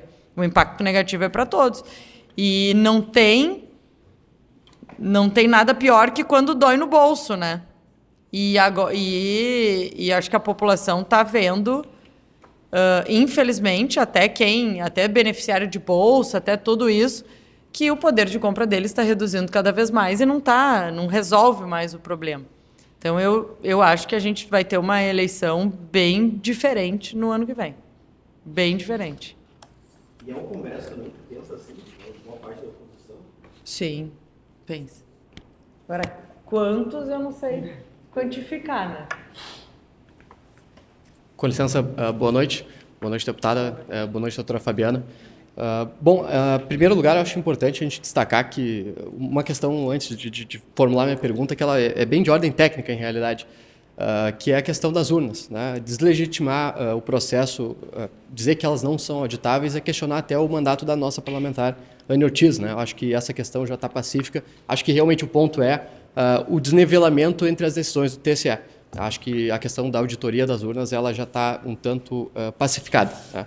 Mas, deputada, o que eu gostaria de saber, pegando aqui o grande tópico, né, do dia, que é os desafios do crescimento empresarial. Meu escritório atua no direito financeiro, né, e para nós a questão principal é a Selic, né, e a atuação do Banco Central. Então, eu queria a sua opinião enquanto parlamentar, e principalmente por ser afeta, né, vamos dizer assim, do lado produtivo, né, do lado empresarial. Como que a senhora interpreta essa atuação hoje, independente do Banco Central, que é uma coisa essencialmente positiva, né, mas que joga a taxa básica de juros ali, projetando já na casa de 15, né, a 14,25 na última reunião do Copom e podendo chegar a 16 antes do final do ano. Então, eu queria saber a sua posição, né, se essa independência, sem, vou dizer assim, interferência do Executivo, sem interferência do Congresso, ela é positiva para o setor empresarial ou se, no final das contas, ela está nos custando mais do que deveria, né? O Brasil sendo um país assim, ainda em desenvolvimento. Né? Obrigado.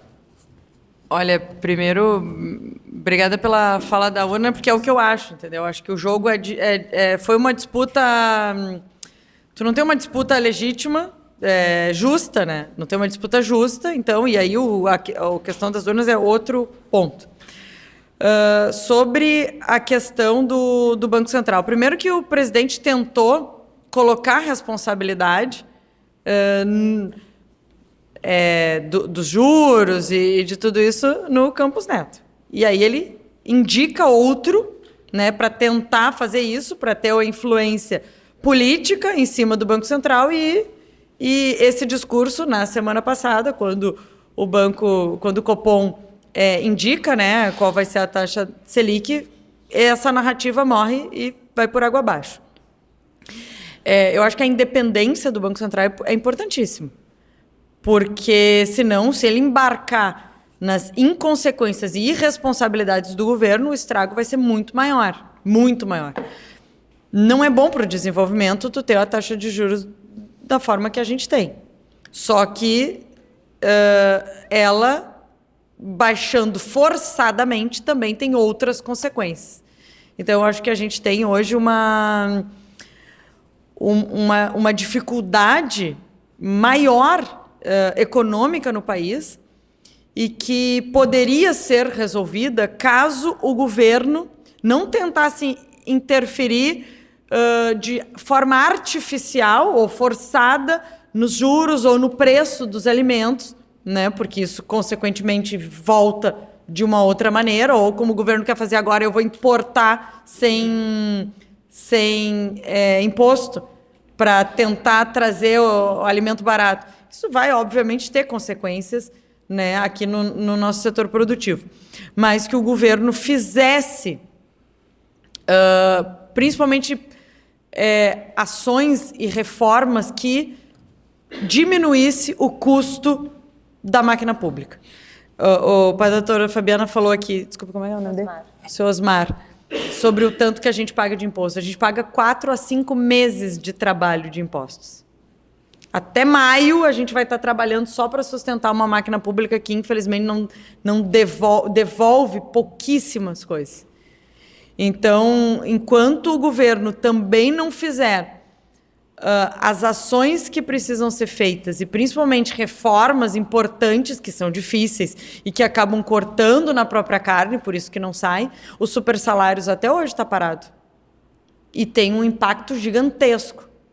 A volta do quinquênio, que voltou sem aprovação, numa canetada do CNJ, sem aprovação no Congresso, porque o projeto está lá parado também. Isso tem uma repercussão financeira enorme. E não se faz absolutamente nada em relação a isso. Nada, absolutamente nada. Então, enquanto não se fizer essa ação, a gente não vai mudar a situação com a qual a gente está. E é um pouco do processo que a gente fez aqui no Rio Grande do Sul. Quando eu era deputada estadual, a gente votou muitos projetos difíceis, da Assembleia ser invadida, da gente ter cavalaria ali na frente, de fazer reforma estruturante, forte, mas que, de fato, iam diminuir o custo do tamanho da máquina pública, porque senão é impagável. E aí o governo do Estado, cada ano que passava para conseguir cumprir com seus compromissos, tinha que buscar recurso de fora, inclusive dos depósitos judiciais, que tinham um custo gigantesco para o governo, esses depósitos judiciais. E se não for enfrentado esse tema do custo da máquina, a gente vai ver a economia indo cada vez mais por água abaixo. E o que o governo fez agora na questão do FGTS? Os depósitos do FGTS não é para proteger o trabalhador, é para poder emprestar aquele dinheiro para poder fazer para os bancos poderem emprestar, às vezes até para o próprio trabalhador. É o que o governo vai fazer agora. O saque aniversário. O saque aniversário é um negócio inacreditável. A forma como fizeram o saque aniversário. Eu sou favorável ao saque aniversário, porque pelo menos tu tem acesso ao teu próprio dinheiro uma vez por ano, né? No mês do teu aniversário, uma porcentagem. Só que se o trabalhador opta pelo saque aniversário, quando ele é demitido sem justa causa, ele não consegue ter acesso ao próprio dinheiro dele. E ao princípio básico pelo qual foi criado o saque aniversário, que é tu dar condição daquele trabalhador que foi demitido sem justa causa poder ou empreender ou se sustentar durante um período, até se recolocar, enfim. Não, ele não tem acesso. E para tu migrar, por quê? Porque esse recurso que está lá, o governo usa. E ele tem interesse em usar esse dinheiro. E agora eles criaram uma forma, que eu acho que foi o que a Fábio falou aqui, no começo, uma forma de te emprestar com juros bem baixos o teu próprio dinheiro. Porque eles não querem abrir mão do saque aniversário. Não querem do saque aniversário, não, do FGTS que está lá, que é usado para segurar e segurar outras pontas. Então, eu tenho um projeto que trata sobre isso, então é um assunto que eu conheço relativamente bem. E hoje, para tu ingressar no Saque Aniversário, eu sou seletista, tá? Em 5 minutos eu entro aqui no app e eu migro do Saque Rescisão para o Saque Aniversário. 5 minutos, nem isso. Nenhuma explicação do qual é a consequência disso. Para eu voltar para o Saque Rescisão, eu demoro 2 anos para voltar para o Saque Rescisão. 2 anos. Aí tu vai lá, tu vai entrar no app, tu vai dizer, eu quero voltar para o Saque Rescisão. Tu fica no limbo durante 2 anos. E se tu for demitido no limbo, tu também não tem acesso ao teu dinheiro e ele vai ficar trancado lá, seja o valor que for. Então, é um negócio inacreditável o que o governo faz para conseguir. A sanha arrecadatória é muito grande, muito grande. Boa noite a todos, boa noite, deputada. Parabéns pela exposição. Meu nome é Jonathan, sou da área trabalhista, sou primo pobre aqui do escritório de tributário. Embora não atue no tributário, hoje pela manhã eu conversava com o Thiago ainda sobre um tema que envolve o direito tributário, embora na teoria, que diz respeito ao sistema tributário muito regressivo no Brasil. E um exemplo, por exemplo, que a gente vê como o Estado tributa mal é cobrar mais de quem recebe menos. Por exemplo, o ICMS de uma conta de telefone de R$100, eu pago 30% de ICMS. Se eu ganhar, sei lá, 10 mil, um sujeito que ganha um salário mínimo e paga os mesmos R$100, os 30% para ele são muito mais pesados no orçamento do que para mim. E aí a gente começa a ver onde as coisas funcionam melhor para tentar fazer igual. E aí a gente começou a observar o quê? A partir de dados de tributação e de economia, que nos Estados Unidos, por exemplo, onde é muito mais fácil se adquirir bens, comprar um carro, na Europa, eles têm uma tributação diferente. Lá eles tributam mais a renda e menos o consumo. Só que aqui aqui quer tributar tudo, né? Aqui a gente, renda e o consumo. Aqui a gente tem uma tributação muito mais alta do consumo e mais baixa em comparação da renda. A gente fala, eu imagino aqui com empresários, eu falando de tributação da renda, o pessoal quer me pegar pelo cangote, pelo pescoço. Mas o exercício que nós fizemos hoje é o seguinte, a gente tem, por exemplo, 85% das pessoas que declaram imposto de renda no Brasil ganham até R$10 mil.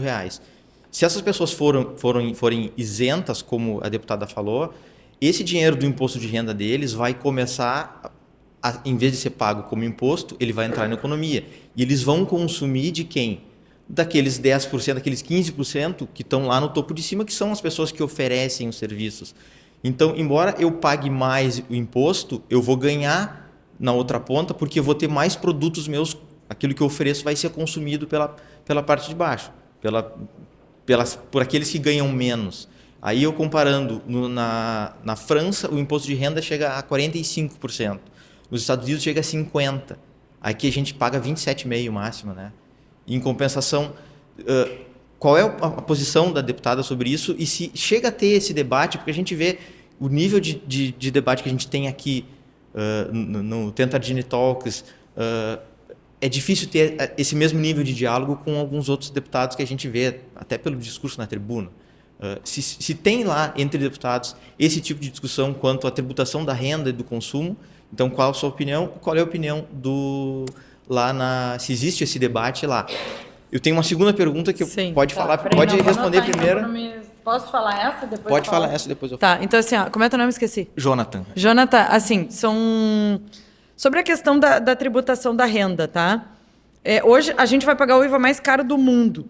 Então, essa conta não é simples, 27,5%. Se fosse simples assim, a gente não teria o imposto sobre consumo.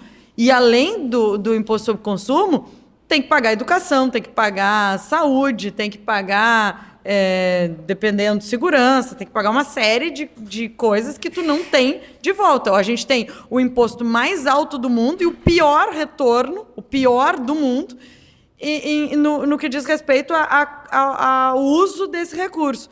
Então, hoje, eu não concordo com aumentar mais a tributação, qualquer que seja, não concordo, porque não adianta tu aumentar o imposto e saber que isso vai cair num buraco negro e vai desaparecer. Vai desaparecer, entendeu? Vai ser só para o Estado, eu estou falando do lato senso, tá? Gastar cada vez mais e não que vá voltar para a população. Então, hoje eu sou favorável à diminuição do imposto. Diminuição do imposto, para isso que tu disse. Para eu poder ter o meu dinheiro no bolso e poder gastar como eu quiser e fomentar a economia e aí, sim, ter mais emprego, aí as pessoas terem mais acesso a esses recursos. E não entregando para o governo te devolver nada, absolutamente nada. Então, é difícil a gente falar sobre aumento de imposto sobre a renda quando a gente tem um imposto sobre o consumo altíssimo. Altíssimo. E se fizer a proposta para o governo, vamos aumentar o imposto sobre a renda para 40% e tirar o imposto do consumo, não vai existir essa conversa. Não vai. Até porque a reforma tributária, como é que ela foi feita? Quanto que a gente gasta? Agora a gente vai fazer uma reforma para manter ou ampliar quanto que a gente gasta. E não enxugando primeiro os custos. Vamos fazer uma reforma administrativa. Vamos fazer uma reforma política séria. Vamos ver quanto que daí a gente vai gastar para nós fazer uma reforma tributária que vai cobrir isso. E não o contrário. É tudo ao contrário no Brasil. É tudo ao contrário. Primeiro eu vou ver quanto que eu gasto. Eu gasto na minha casa. Como é que tu faz? Primeiro tu vê quanto que tu ganha, para depois ver quanto tu gasta. Não. Tu gasta um gigantão, um elefante e diz, bom, agora eu quero que vocês paguem para mim o meu elefante que eu gasto, que eu não vou diminuir. Então, esse que é o nosso grande problema.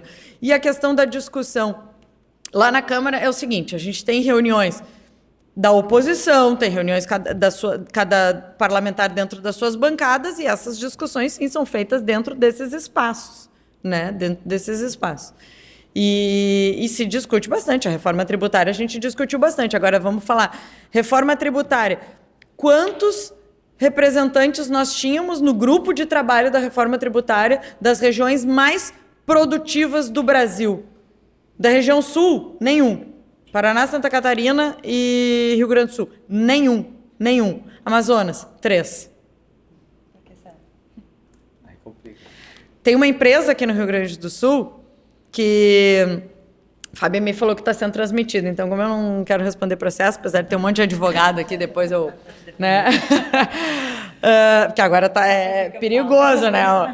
Tem uma empresa aqui que deixou de arrecadar 2 bilhões de reais em ICMS, tá, no ano passado, por conta da Zona Franca de Manaus.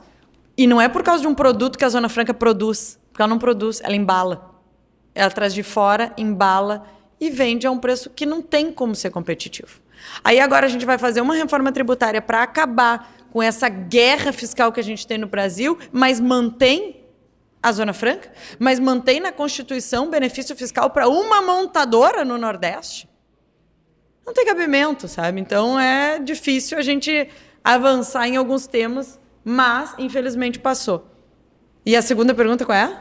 Não, pode falar, depois eu falo. Vou lá dentro só.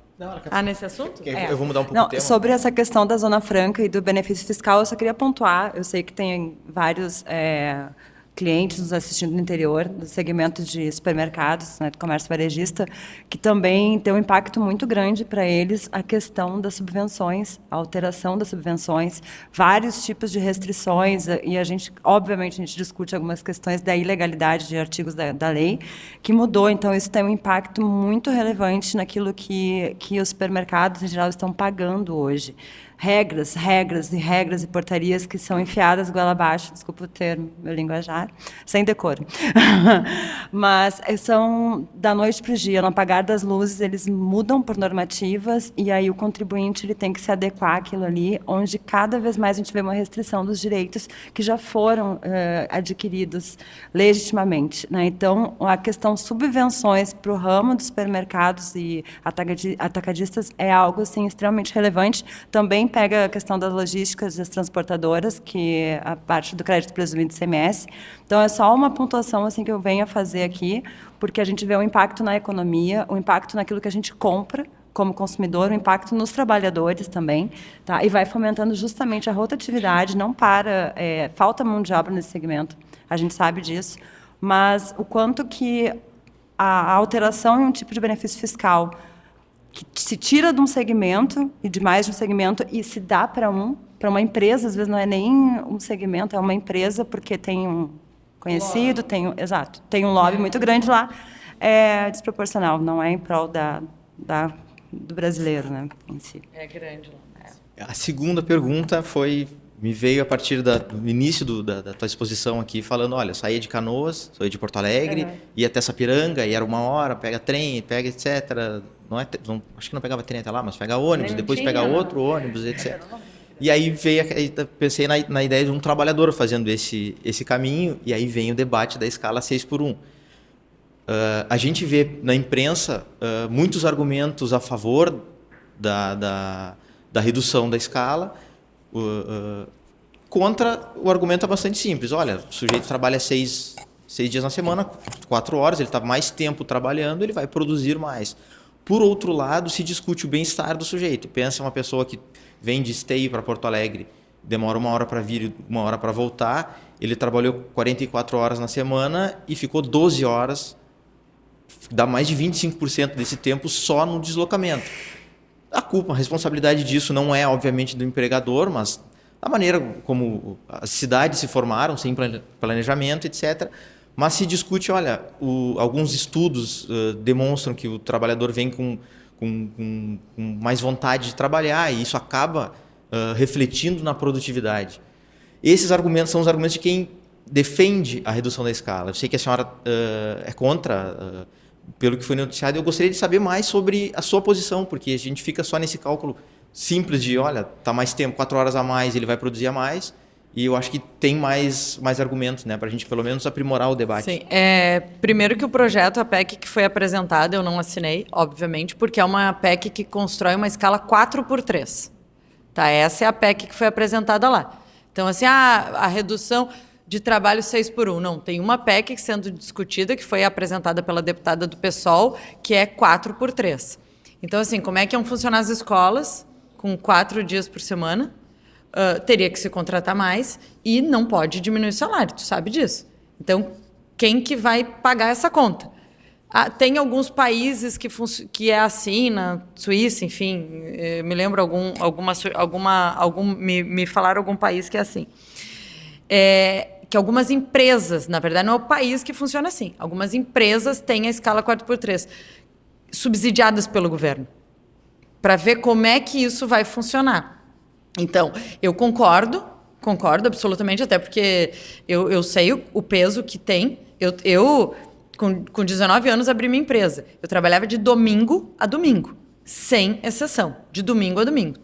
E eu acho que todos os empresários trabalham de domingo a domingo aqui, porque é assim que funciona, né? Então, hoje, da mesma forma, eu tenho uma jornada bem pesada como deputada federal, e concordo que impacta na qualidade de vida, que isso poderia ser discutido. Agora, não dessa forma como foi apresentado. E sem nenhum estudo sobre o impacto financeiro que isso vai trazer. Porque se eu tenho capacidade financeira para contratar 10, 20 pessoas, 900 pessoas, tá? E a partir de então, eu precisar contratar 1.200 ou 1.500, será que eu consigo colocar essas pessoas para dentro? Porque eu não vou poder mexer no salário. O que a gente fez de alternativa, tá? Apresentamos uma PEC para que a gente possa ter flexibilidade na contratação. Olha, eu quero trabalhar horas, eu vou pagar por horas. Hoje no Brasil tu não pode fazer isso. Tu não pode contratar alguém, vou contratar por horas trabalhadas. Tá, mas e se eu quiser trabalhar 2 dias seguidos e folgar os outros 3? Ou os outros 5? Eu quero trabalhar só 2. Não pode. Aí tu vai ter que trabalhar o 4 por 3. Por que não, então, flexibilizar para que haja essa concordância entre empregado e empregador para individualmente, como tem, por exemplo, nos Estados Unidos, decidir quantas horas serão trabalhadas e como isso vai ser remunerado. É essa a proposta que eu apoio. Não é que eu sou contra a redução da jornada. Eu sou a favor da liberdade da jornada. Que tu não coloque ali, vai ser 4 por 3, vai ser 5 por 2, vai ser 6 por 1. Mas que eu possa dizer, eu quero trabalhar segunda, terça e quarta. E depois os outros dias eu quero morar na praia. E quero trabalhar lá na praia, num outro trabalho que eu tenho na praia. Então, hoje a gente não consegue fazer isso. Não consegue. Por quê? Porque não há uma flexibilização. Então, eu sou favorável, totalmente favorável à flexibilização. E que daí se possa pagar pelo rendimento. Porque hoje tu não consegue pagar pelo rendimento. Então, tu consegue só contratar uma jornada de trabalho. Então, aquele, digamos assim, tem 20 anos, está assim, no auge do... Porque tu vai fazer da tua disposição. Pô, eu quero render muito nos próximos 10 anos. Eu vou trabalhar todos os dias. E eu vou poder ser remunerado por isso. Eu vou trabalhar 60 horas por semana. Tu não pode também. Então, nem quem quer render muito consegue fazer isso, também quem também quer diminuir a jornada consegue fazer. Então, eu acho que quando tem uma flexibilização e uma liberdade maior na contratação e principalmente o pagamento pela hora trabalhada, aí tu vai buscar o melhor do que tu tem de rendimento, porque a empresa vai conseguir fazer render e um funcionário lá, um trabalhador que rende, ele é muito melhor do que quem está cansado, quem pegou 500 ônibus para trabalhar e chega lá esgotado e já não vai render o que pode render.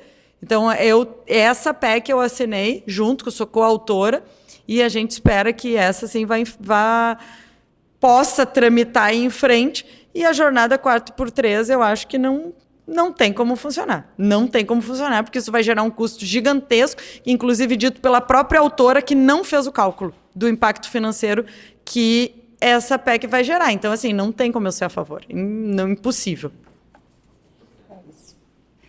Bom, gente, a gente se estendeu mais. Peço desculpas e agradeço ao mesmo tempo. A gente aproveitou, né?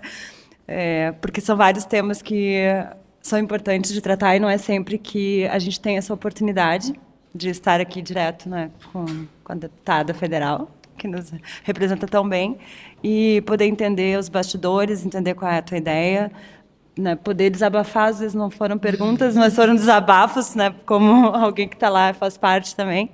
Mas eu queria só fazer uma pontuação antes de encerrar. 2 situações. Lembrar que a gente tem agora um coquetel para os convidados lá na sede do nosso escritório, né, no 16º andar. E também fazer uma ode aqui. Que legal me deparar com essa mesa de mulheres, né? A gente está ainda no mês da mulher, no mês internacional da mulher.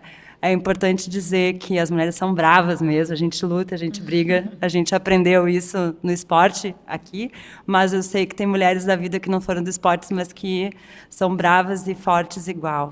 Muito obrigada, assim, por todos. Parabéns, Anne, parabéns, Raquel. Né, 2 mães ali que deixam os filhos em casa e todo dia e noite, fazendo o seu trabalho com todo o esmero e com muita luta. Num mundo que a gente sabe ainda que é muito machista. Desculpa os homens aqui, mas a gente sabe como mulher que para provar o nosso valor, a gente tem que pagar um dobrado. Né? Não é simples, não é fácil, mas a gente não esmorece. Está tudo certo, faz parte, mas só mais um e a gente segue. Então, obrigada a todos. Obrigada, Anne, pelo teu tempo de coração. Muito obrigada, Raquel, por fazer esse link, oportunizar, né, e trazer. E é isso, gente. Obrigada a todo mundo. Vou dar as palavras para a Anne para finalizar, um 5 para a Raquel e para a Anne. Obrigada. Vou falar e depois vou passar para a Raquel aqui. Gente, eu quero agradecer a vocês pela oportunidade, né, que me deram de falar um pouquinho sobre alguns projetos, enfim, me apresentar e falar sobre essa dinâmica da Câmara, assim, que às vezes, né, quando a gente não está lá, não participa dessa dinâmica, não tem muita ideia, assim, de como é que funcionam as coisas, mas dentro da minha ótica, né, dentro da visão que eu tenho sobre Câmara, sobre política, sobre futuro. Agradeço vocês, agradeço a Raquel aqui, minha amiga querida, pela oportunidade de me convidar. Estou sempre à disposição para falar sobre outros tantos temas, né? Quando eu disse assim, eu falei, Raquel, me dá ali o briefing do que tu quer que eu fale, porque senão eu passo a tarde inteira falando, vou de um assunto para o outro, porque é muita coisa, que nem agora eu estava falando de um outro projeto que eu tenho, que trata sobre auxílio ou FGTS, tem um outro sobre, que são a PEC, né, dessas questões de privilégio, de filha, de militar, de não sei o quê, que ainda é um tema que tem que ser tratado, a questão do judiciário e com seus penduricalhos e, enfim, os benefícios que tem. Eu acho que a gente tem inúmeros assuntos, assim, a educação financeira, que para mim é muito importante. Eu acho que a gente tem um tabu muito grande, e não é por acaso no Brasil que as pessoas não falam de dinheiro, não conversam sobre isso. E aí eu vou aproveitar o gancho que a Fábio falou aqui sobre o mês da mulher. A questão do combate à violência contra a mulher também passa por esse caminho, sobre a independência financeira. Só que não se discute esse assunto. Não se fomenta nem a discussão entre os casais sobre o assunto.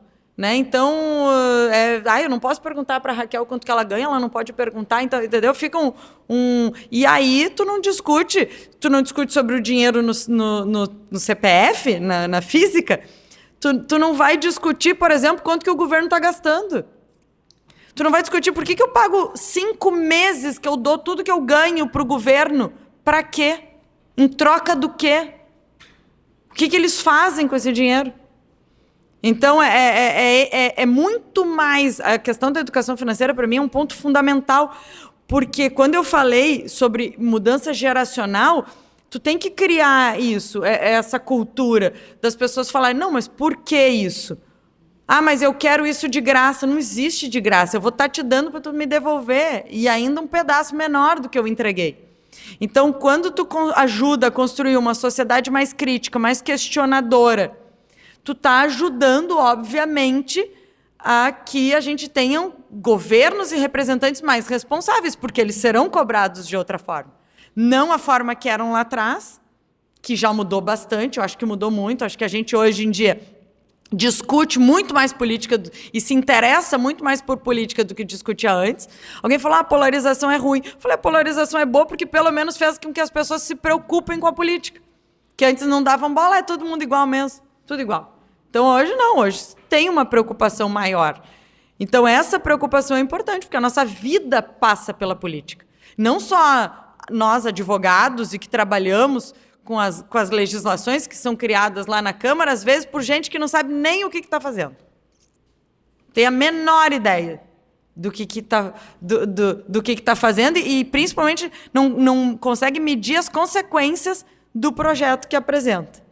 Os impactos que aquele projeto vai gerar. E outros projetos que são super importantes também não saem do papel, não se mexem. Então, acho que a gente poder fomentar isso, discutir isso, é importante. E cada um saber da sua importância nesse processo e da sua força também. Porque impacta e chega, né? Ah, eu não vou falar que não chega. Chega, sempre chega. Então, é importante a gente saber que reverbera, sim. Então, obrigada mais uma vez pela oportunidade aqui. Desculpa se a gente se estendeu um pouquinho. E quero dizer para vocês que eu estou sempre à disposição aqui para tratar de qualquer assunto. Não tenho problema nenhum assim, com assuntos espinhosos ou não, que a gente sabe que às vezes, né, tem uns que são mais polêmicos. Eu tenho muita convicção das minhas posições, dos meus posicionamentos. Então, não tem problema nenhum com isso. Obrigada, viu, Raquel? Obrigada mais uma vez, de coração. Eu queria muito agradecer a Fábio por ter dado essa oportunidade, porque eu acho que é muito importante abrir discussões por temas super sérios, que é a política, porque na minha cabeça, é a falta de planejamento que tem. Mudando o governo a cada 4 anos, tu não consegue ter um planejamento e fazer um trabalho decente. E agradecer a Anne, que está aqui hoje, deixou os filhos em casa com o marido, que nem eu deixei os meus filhos em casa com o marido, e estamos aqui, e todos vocês que vieram nos prestigiar e os que estão assistindo online. E ao Pierre, que fez isso acontecer também. Tá bom? Obrigada. Muito obrigada, pessoal.